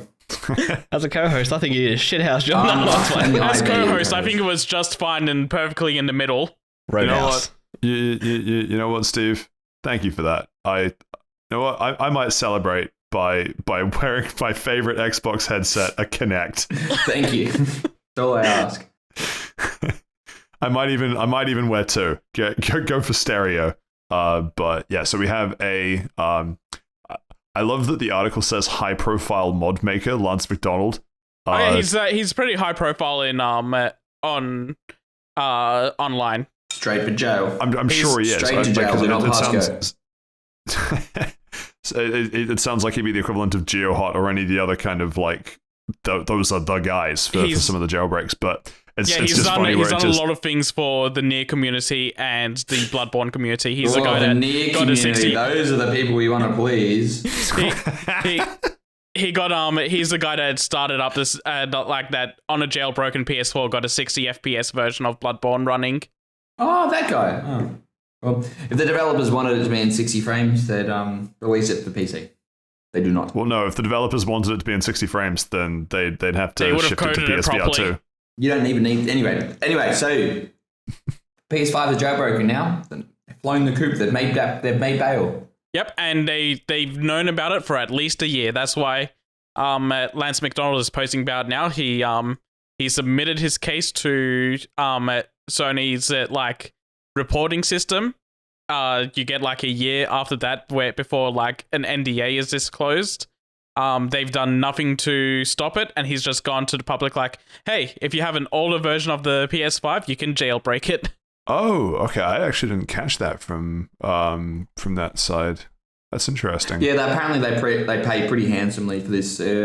What's the terminology for it? Like bug bounties? Bug bounty sort of thing. Yeah, exactly. Yeah. That's it. Yeah, bug bounties. Yeah, it's like that type of thing from my understanding of it.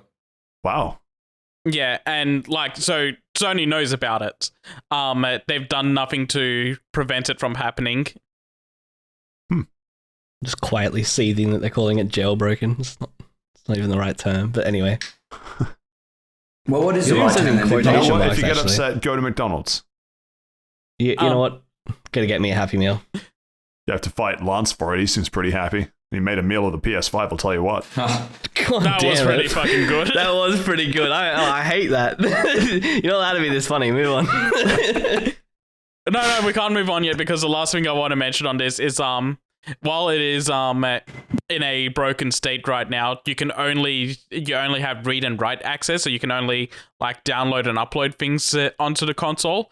You can't execute things. So he's able to download the PT demo onto the PS5 now, which is something you can't do.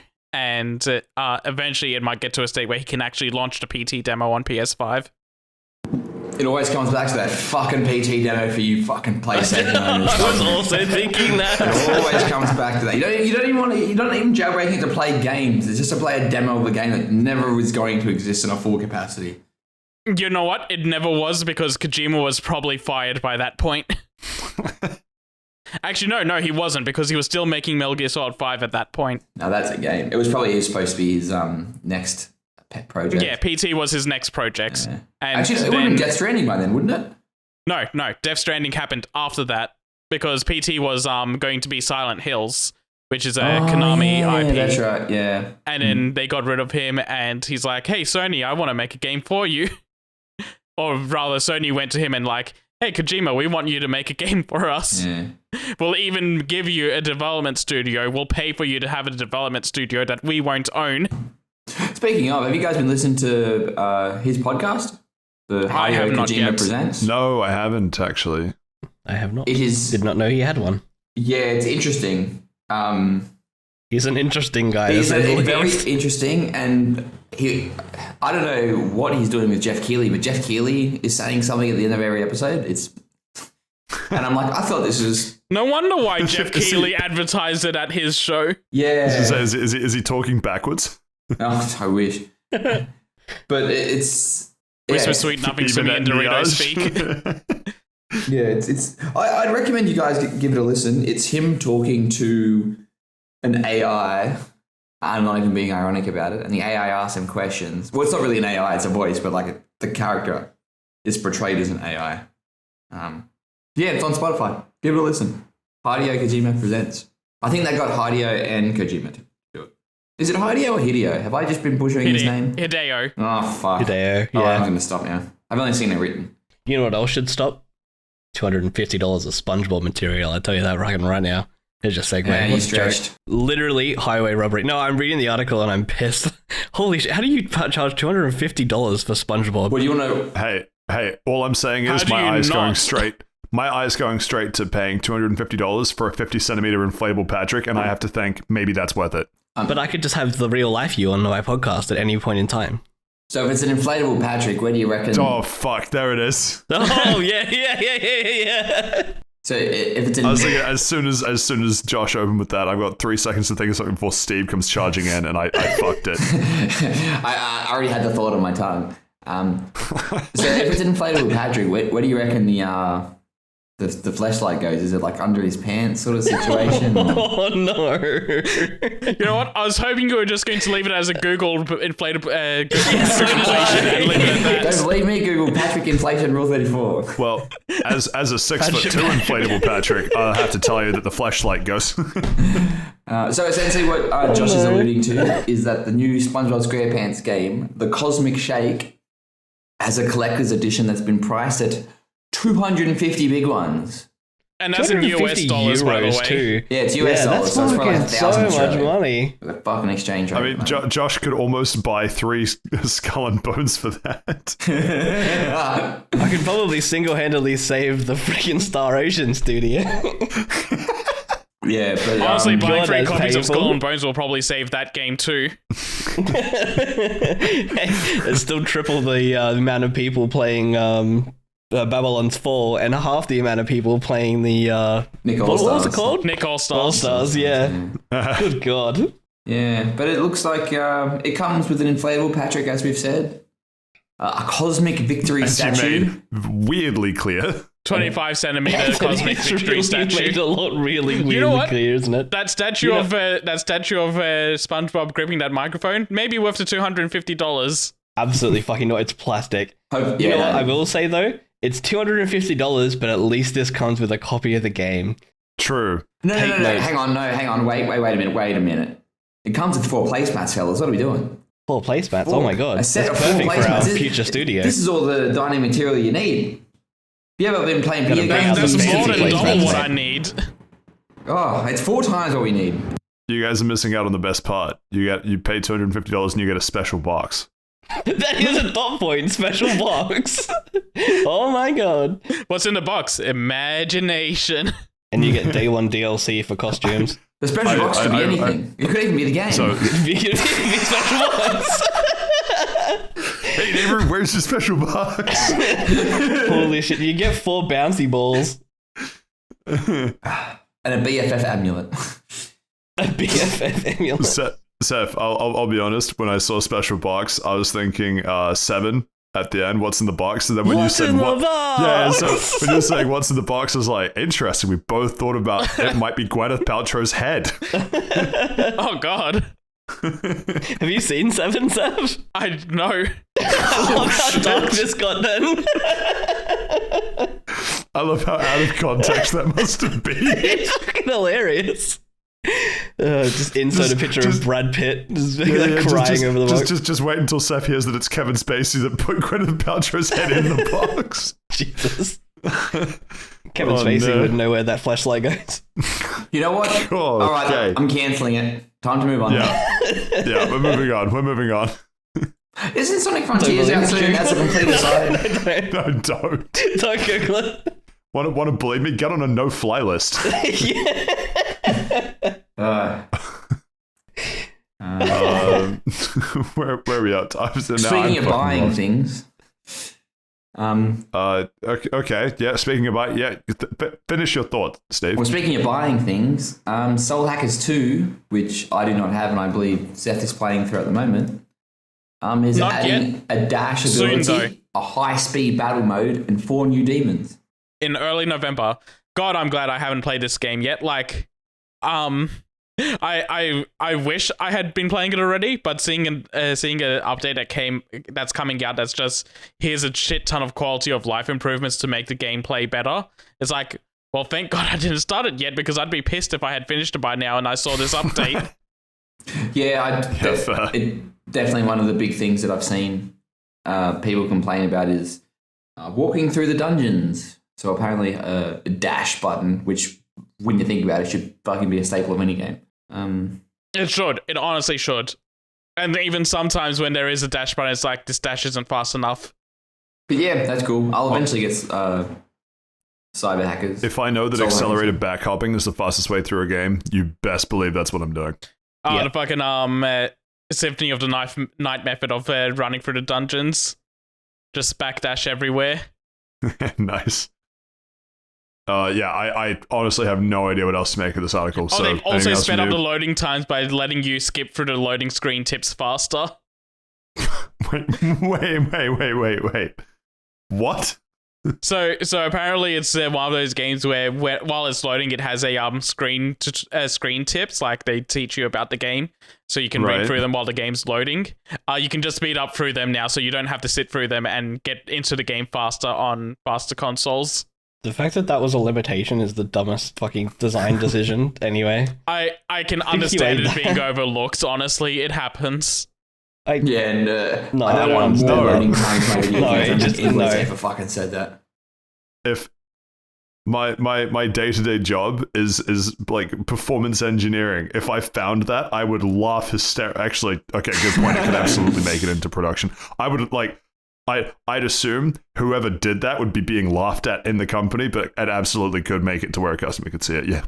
No, never mind. Play on. I'm on this side. There would have to be a version that existed where they were testing load times without a load screen, though. And for them to add a load screen and go, why does it take longer, is like because they're displaying the load screen. But it's also Atlas. Yeah. They just skip the R&D phase of a lawsuit and just go straight to the lawsuit. What happened? So, you wanted a segue. There's the lawsuit. All right, Blizzard time. No, we're not talking anymore, fellas. All right, you come to the end. Okay, sorry. I know. I swear, like 3 people attempted this, so I just wanted to sit quietly and watch the chaos unfold. Much like Blizzard. Oh well, no, they weren't really quiet, were they? That's like half of a great segue.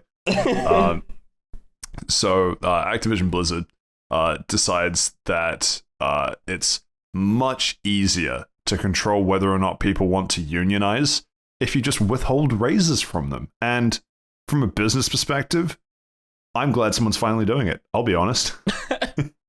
Patrick, you disgust me. You're no longer the host of this podcast.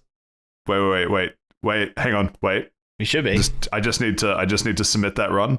I think that might be my fastest 0 on the diversity scale, any percent glitchless. That might be your fastest, but it's not the world record fastest. We've got around here, True. Hey, so there he is. Stephen, I would like to congratulate you on being promoted to host of the Fast Travel Lounge. I would say it comes with a pay rise, but because you're unionized, we're going to withhold that. I'll be talking my union on strike.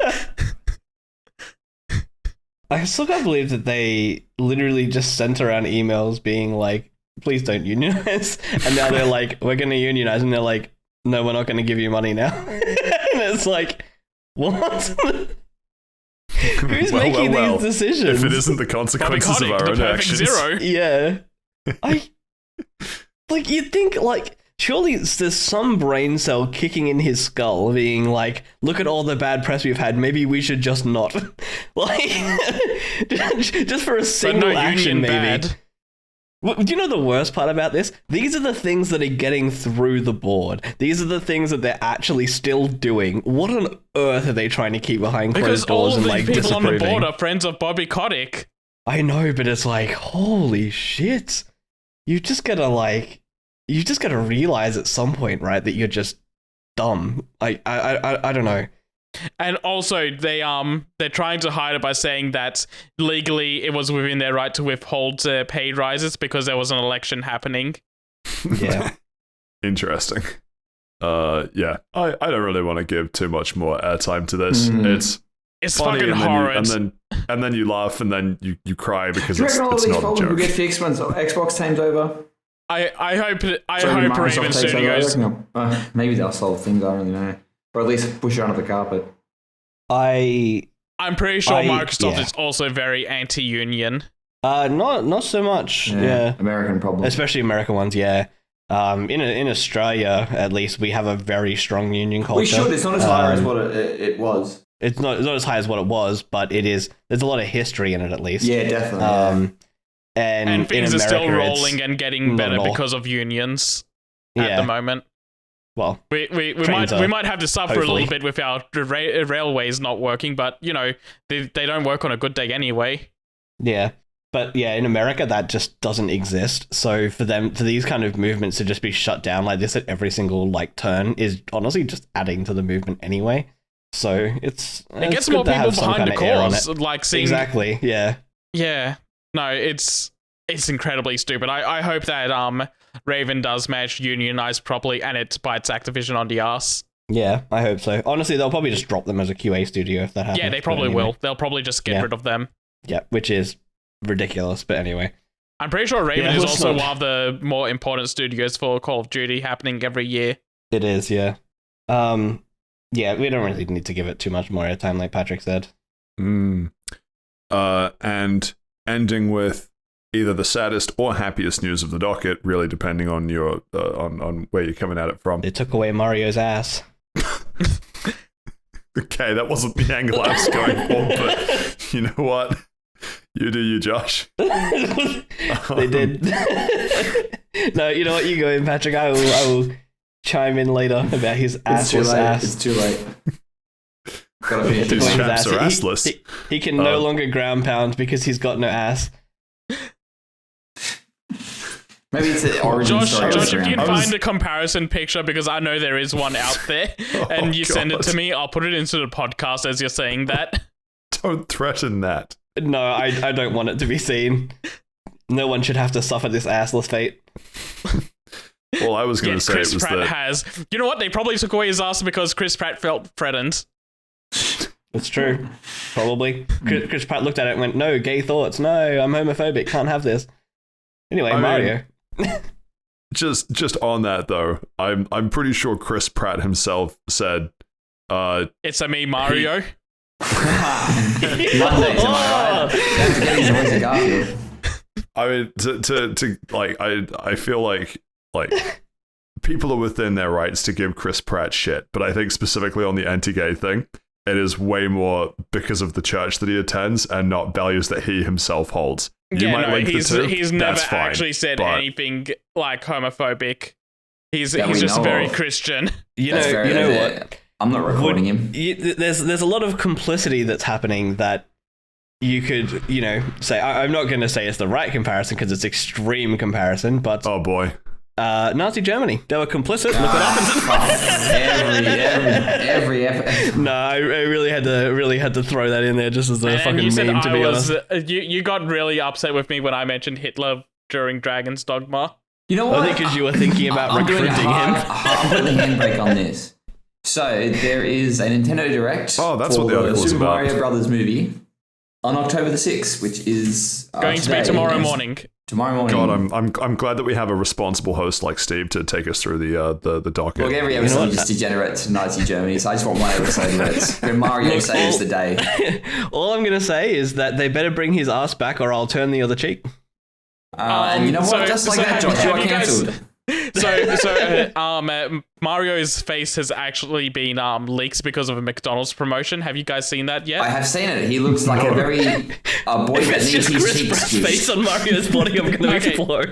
So I'm going to post this into our general chat. So if you don't want to see it, then don't look in there. So if you're listening at home, good luck. This is unfortunate. I'm going to insert it into the podcast because by the time the podcast comes out, the trailer will God, what have they done? So Josh, they took the cheeks from his ass and put them into his face. Added it to his face. Oh my God. See, Well, your face always has cheeks. It's not as if they removed his ass cheeks and now he's got. Why has he suddenly got a cut in his glove? Cheeks. I don't know, but like the thing that really bothers me with this is that I recognize it as Mario, but it's just off enough to be uncanny. It looks like someone's like printed it on like some dodgy bag for like a one of those like stalls that run. Yeah, the dollar store bags. Yeah, that's what it looks like. Guys, it's not too late, right? When Paramount accidentally gave a hedgehog human teeth, we were able to turn it around. When Illumination accidentally gives Mario an ass face, we can turn it around, alright? We need to put the ass back on the ass. Do we reckon it's going to have like it's like that? The denim is what's throwing me off the worst. I hate that. Why does it look so realistic? It looks awful. It looks like there's a gun to his head from outside, He's got a just collar. to the side of the frame. Why does he have a collar? I'm used to denim on Mario's overalls because of Smash Brothers Brawl.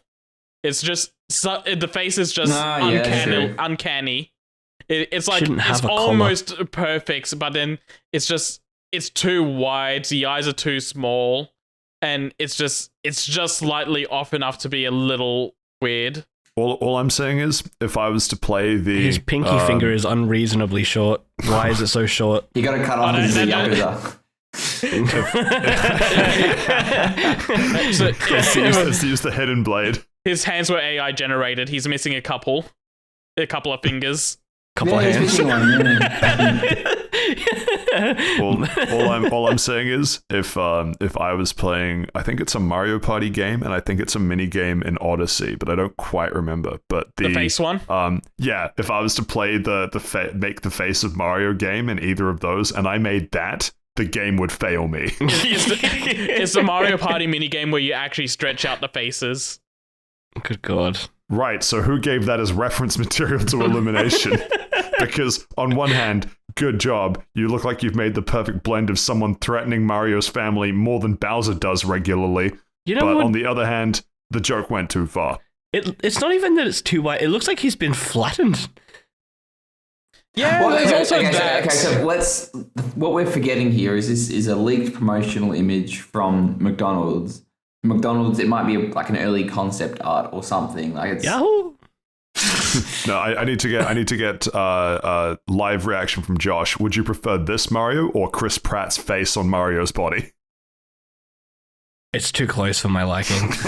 You've broken him. See, this is just bad, but Chris Pratt does have humor value in it. Because it would be hilarious for them to do that for a very major movie.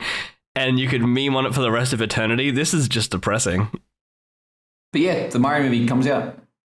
So it's what comes out the 7th. It comes out in like 9 hours. The movie itself. The movie itself. The movie itself, yeah. So fun fact, the movie comes out April the 7th. My birthday is April the 6th. Coincidence? I'm so sorry. Yeah, I can't believe you're getting an arseless Mario with a flat face for your birthday. No, I get like it's my final good birthday before this terror is released into the world. You know what? Understandable. I'll buy you a ticket for your birthday. And you do that, you're off. You're cut off the friendship group. He wants that. It doesn't matter what he's off, money. As long as he's off something.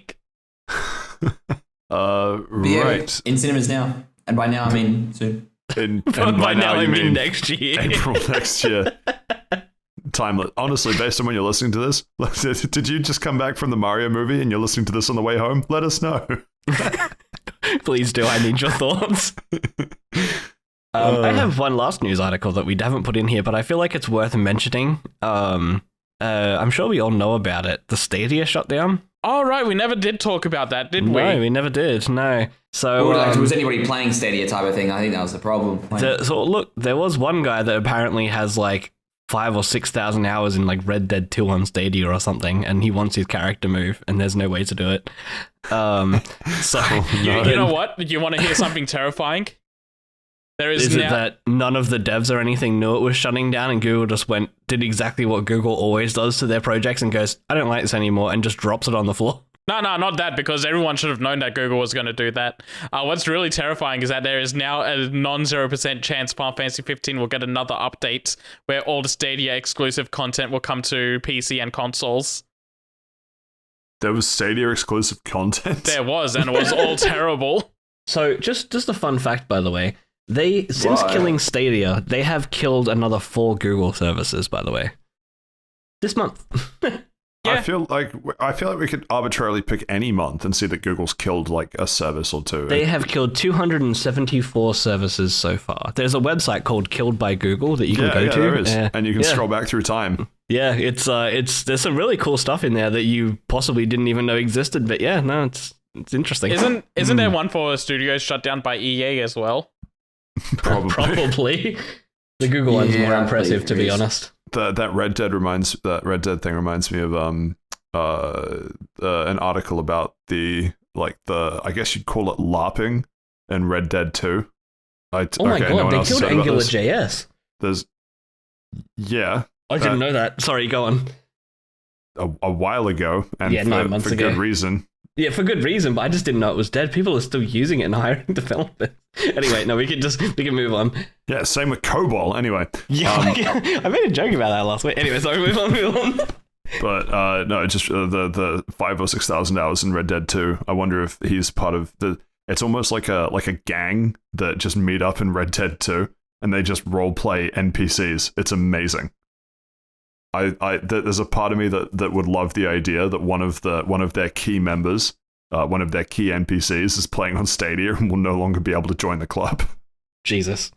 You gotta think, like, even if they did have a way to move the character, that dude now has to go purchase hardware to be able to play this game. And, like, the amount of money that he would have spent on the subscription for Stadia to play 5 or 6,000 hours of this game could have bought him a console with a character that would not die when Stadia dies. So it's almost ironic, but it's like, wow, it's shit. And it's not just this, by the way. There was a whole bunch of other games. I don't remember what they were. A couple of games were slated to release soon, and they were slated for after the dates. Google said they're shutting down services, so they're just absolutely fucked. Yeah, and they didn't tell anyone really. And there was a Stadia exclusive called Gylt, Gylt, that actually looked kind of fun. And it was like the exclusive title. I think it was a launch title for Stadia. But that's now coming to a whole bunch of different like platforms and stuff. So there are bright sides, but not many. Anyway, that's the end of the news for this week. And quickly, in the time we have left, covering off the audience question, Mercy, oh boy, asks, what would you like to reboot, either a movie or TV show? Firefly. Just give me more Firefly. Oh, Firefly, yeah, that's right. Oh, man, that's such a... Man, that's criminal what they fucking did, and they cancelled that. Absolutely is criminal. And then they did it with a movie and killed off half the cast. No, get fucked. That was a terrible movie. I'm gonna go for a crazy one here. The Last of Us TV. Similar vein, actually. The Last of Us TV show isn't even out yet. I think Sony will already want to remake it. They just release it as the remaster. They don't even know the main version. So I think rebooting The Last of Us TV show, top of Sony's priority list. All right, what's your real answer? Because I think it's a good joke. They need to reboot the reboot. I don't know what you're talking about. I have no idea what that is. Reboot. Having a stroke, man. Reboot was the first ever CGI TV show to come out. They rebooted it as a really bad Netflix series quite a few years ago, so it needs to be rebooted again. You know what they shouldn't reboot? An anime movie with Scarlett Johansson in it. They should just leave those alone. Ghost in the Shell, just stop. Yeah. That's a superior way to watch it, to be honest. Oh my god. Hold on. I have a job to do here. I think I smell toast. He's going to kick me out. Yeah, he's been disconnected again. Very good. Man, your internet's having a field day today, huh, Steve? Yeah, it just keeps cutting out. I'm not really liking it. Personally, for me, it's your almost answers, Josh Josh? takes you speaking into your microphone. personally, and I know this might be a controversial take that gets me cancelled, but I'm just going to say it and I won't be silenced. Shrek. Harry Potter. Oh, dude. Yeah, how do you improve on perfection? I don't you think you can't can reboot reboot. that. Been 20 You years. can't It's reboot 20 Shrek years. because the original Shreks are so good. Shrek 1 and 2 are masterpieces. Shrek 1 is a masterpiece. Well, I don't know about Shrek. Hey man, It's I'm not okay. going to sit here and listen to you brag on Shrek 2. Fuck you. Shrek 2 Like, it's a is good a movie, perfect but it's no sequel. Shrek 1. Shrek 2 That's is all I'm the going to say. perfect sequel, and if you bring up did- Shrek 4 again, you're out. Yeah, no, Shrek No Shrek one 4 talks doesn't about exist. Shrek after the third movie. Even the third movie was pretty average. It was okay. Yeah. It's okay, yeah. Like, so the third movie is tolerable because of how good 1 and 2 are. Yes. That's the problem. Is that Yeah. third? You think of Shrek 3 and you think, oh, it's a shit movie. It's not. It's like a perfectly average movie. It's just because Shrek 1 and Shrek 2 are so good that it's shit by comparison. Cars 2, on the other hand, You know what? They keep continuing and they should probably actually reboot the Terminator franchise. No. That sort of got rebooted in 2016, didn't it? Salvation or something? Terminator Salvation. Yeah. I remember seeing it and thinking, this is shit. Yeah, Yeah, that was the experience.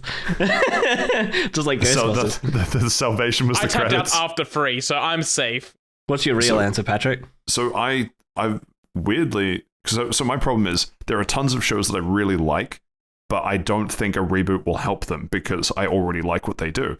Except weird half-assed weasel answer, tell me whether or not you agree, think they should reboot specifically season 1 of Parks and Rec. Yeah, I would Because agree. Anyone such a that shit watches season. because anyone that watches Parks and or anyone that doesn't know about Parks and Rec, everyone goes, "Oh, it's an excellent show," and it is. It's genuinely amazing. But everyone says skip the first season because the first season's shit. The first And there are season is tons of growing reasons- pains. It It's- is. Well, part of it is because they we're not going to get into it. There's a whole bunch of really interesting videos discussing it, like on YouTube and other blogs and other bits and pieces about the development process for season 1 Parks and Rec specifically, and why they didn't make the same mistakes in other seasons. But I genuinely think if they rebooted Parks and Rec season 1 specifically in the style of what they did in every other season, more people would be more willing to give Parks and Rec a shot. Because I know a few people that went, "Oh, I got a couple episodes into season 1, I just didn't like it, so I stopped." And you're like, fair? That's me. But That's you're literally wrong. what I did. I watched all of season 1. I'm like, I Oh, don't like no. it. This is overhyped. That's And then I dropped oh it. my god, God. no, And it's so everybody not. like starts to Now see it's them. personal for Here me. we go. Now everybody. Yeah. Here we go. The Twitter army. Yep. There we go. Here it is. It is like I watched it going, this is really shit, and then by the time I'd finished the last season, I was like, this is one of my favorite shows ever, like with hands down. Better But the or worse? first season, it's so shit. Better or worse It's the than same The as The Office? Office. The Yeah. Office was also it's worse than The Office first season. Like, Interesting. Yeah. You know, I don't want to reboot. What I want is them to cut half the show's runtime and rewrite the ending for like where that season was. How I Met Your Mother. Ooh. They already tried that. Well, They made a different ending, and it's still shit. Not like a different ending for what they already have. Cut it back to only being 4 or 5 seasons and make the ending based around where the characters were at that point in time. That'd be okay. Interesting.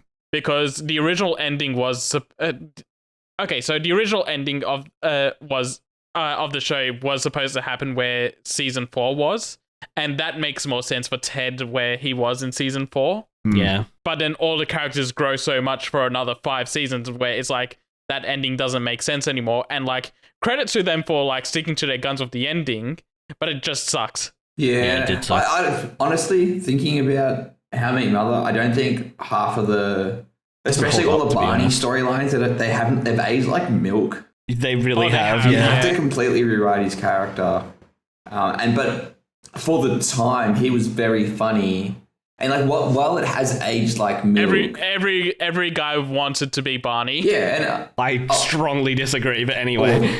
it's talking to a man that started wearing suits when he was like 13, 14. Suits to bed as well. Do A suit you jumper. walk around? Do you walk around going legend? And I hope you're not lactose intolerant because the next word is dairy. You know what? I saw went through someone that on stage. YouTube today that has that as their intro line. Like, You know what? God. You know what didn't age like milk?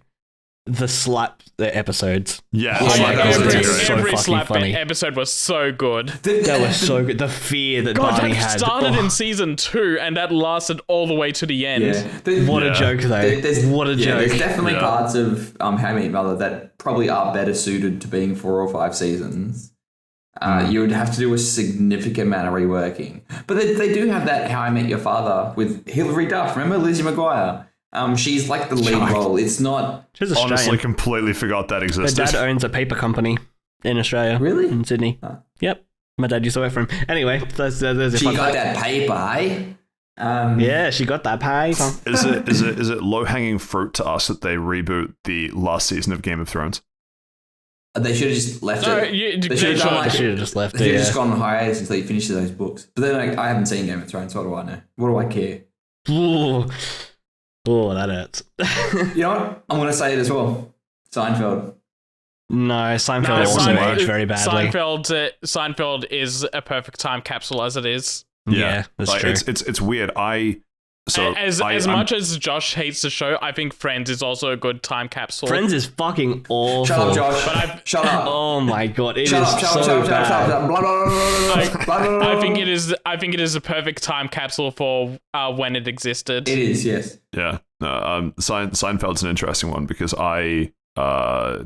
every time I watch single episodes of Seinfeld, I go, parts of it are okay. It's just not really my sort of humor. But because Comedy Central plays it so often, and I leave Comedy Central on all the time. Last time I was staying at my parents' where I watch Comedy Central almost exclusively because I can't be bothered paying for it myself. I think I've Stockholmed myself into actually kind of enjoying Seinfeld. And It's me with Frasier. But the weirdest part is I cannot explain why. there is no part of the show that I can point to and go, I really like this. It's just I watch it and I no longer think, there might be something better on a different channel. Now it's There is okay. one thing about Seinfeld that has held up extremely well, and I read an article about this the other day, just because I thought it was interesting. But Elaine was one of the first major main female characters in a TV show True. that didn't rely on a male counterpart. Yes. Yeah, very true. so Yeah. She's a that's- very good character. yeah.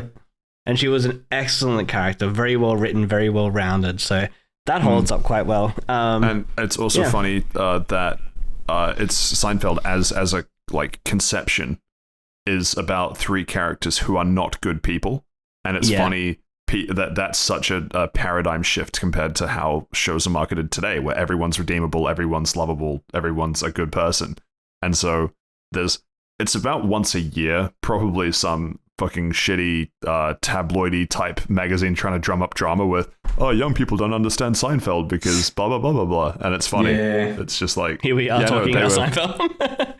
True. Well, no, it true. came out of a Anyway, conversation yeah, yesterday when I was at pub trivia.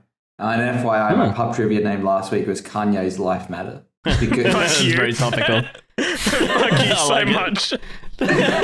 yeah. But the trivia guy took the paper. He's like, "Oh, this is a spicy one, but I'll take it." And I'm not changing it. That is Right, spicy, well. but it's topical and it's funny. Hopefully that answers the question, Mercy. Normally at this point, I'd probably give a bit of a spiel, a well-practiced spiel even, because it's the same things that I've been delivering basically episode after episode. Kind of long, and I think now that we're going for a different sort of format, feel free to get in touch if you have an audience question. We're on Facebook at Fast Travel Lounge, Twitter at Fast Travel Lounge -1 of the L's, and just good old email, fasttravellounge@gmail.com.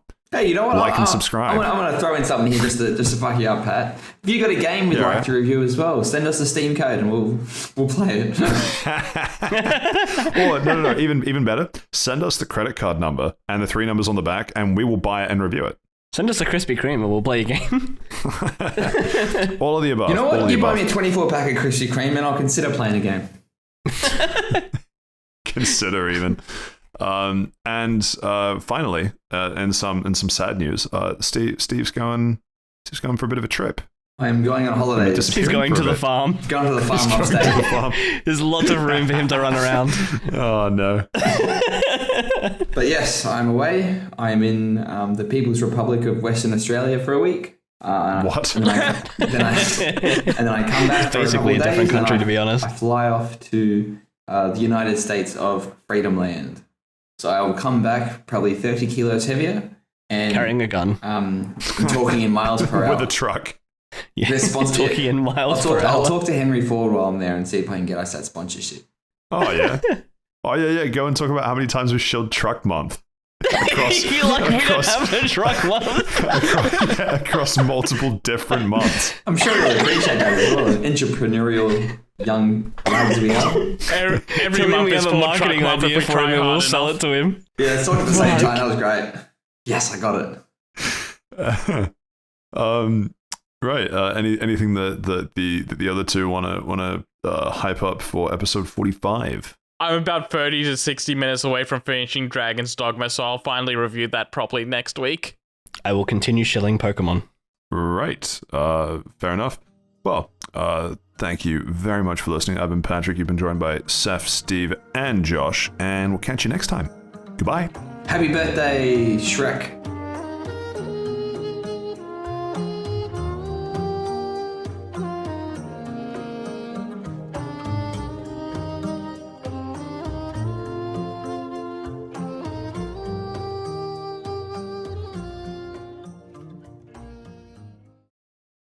Brought to you by the National Government Canberra.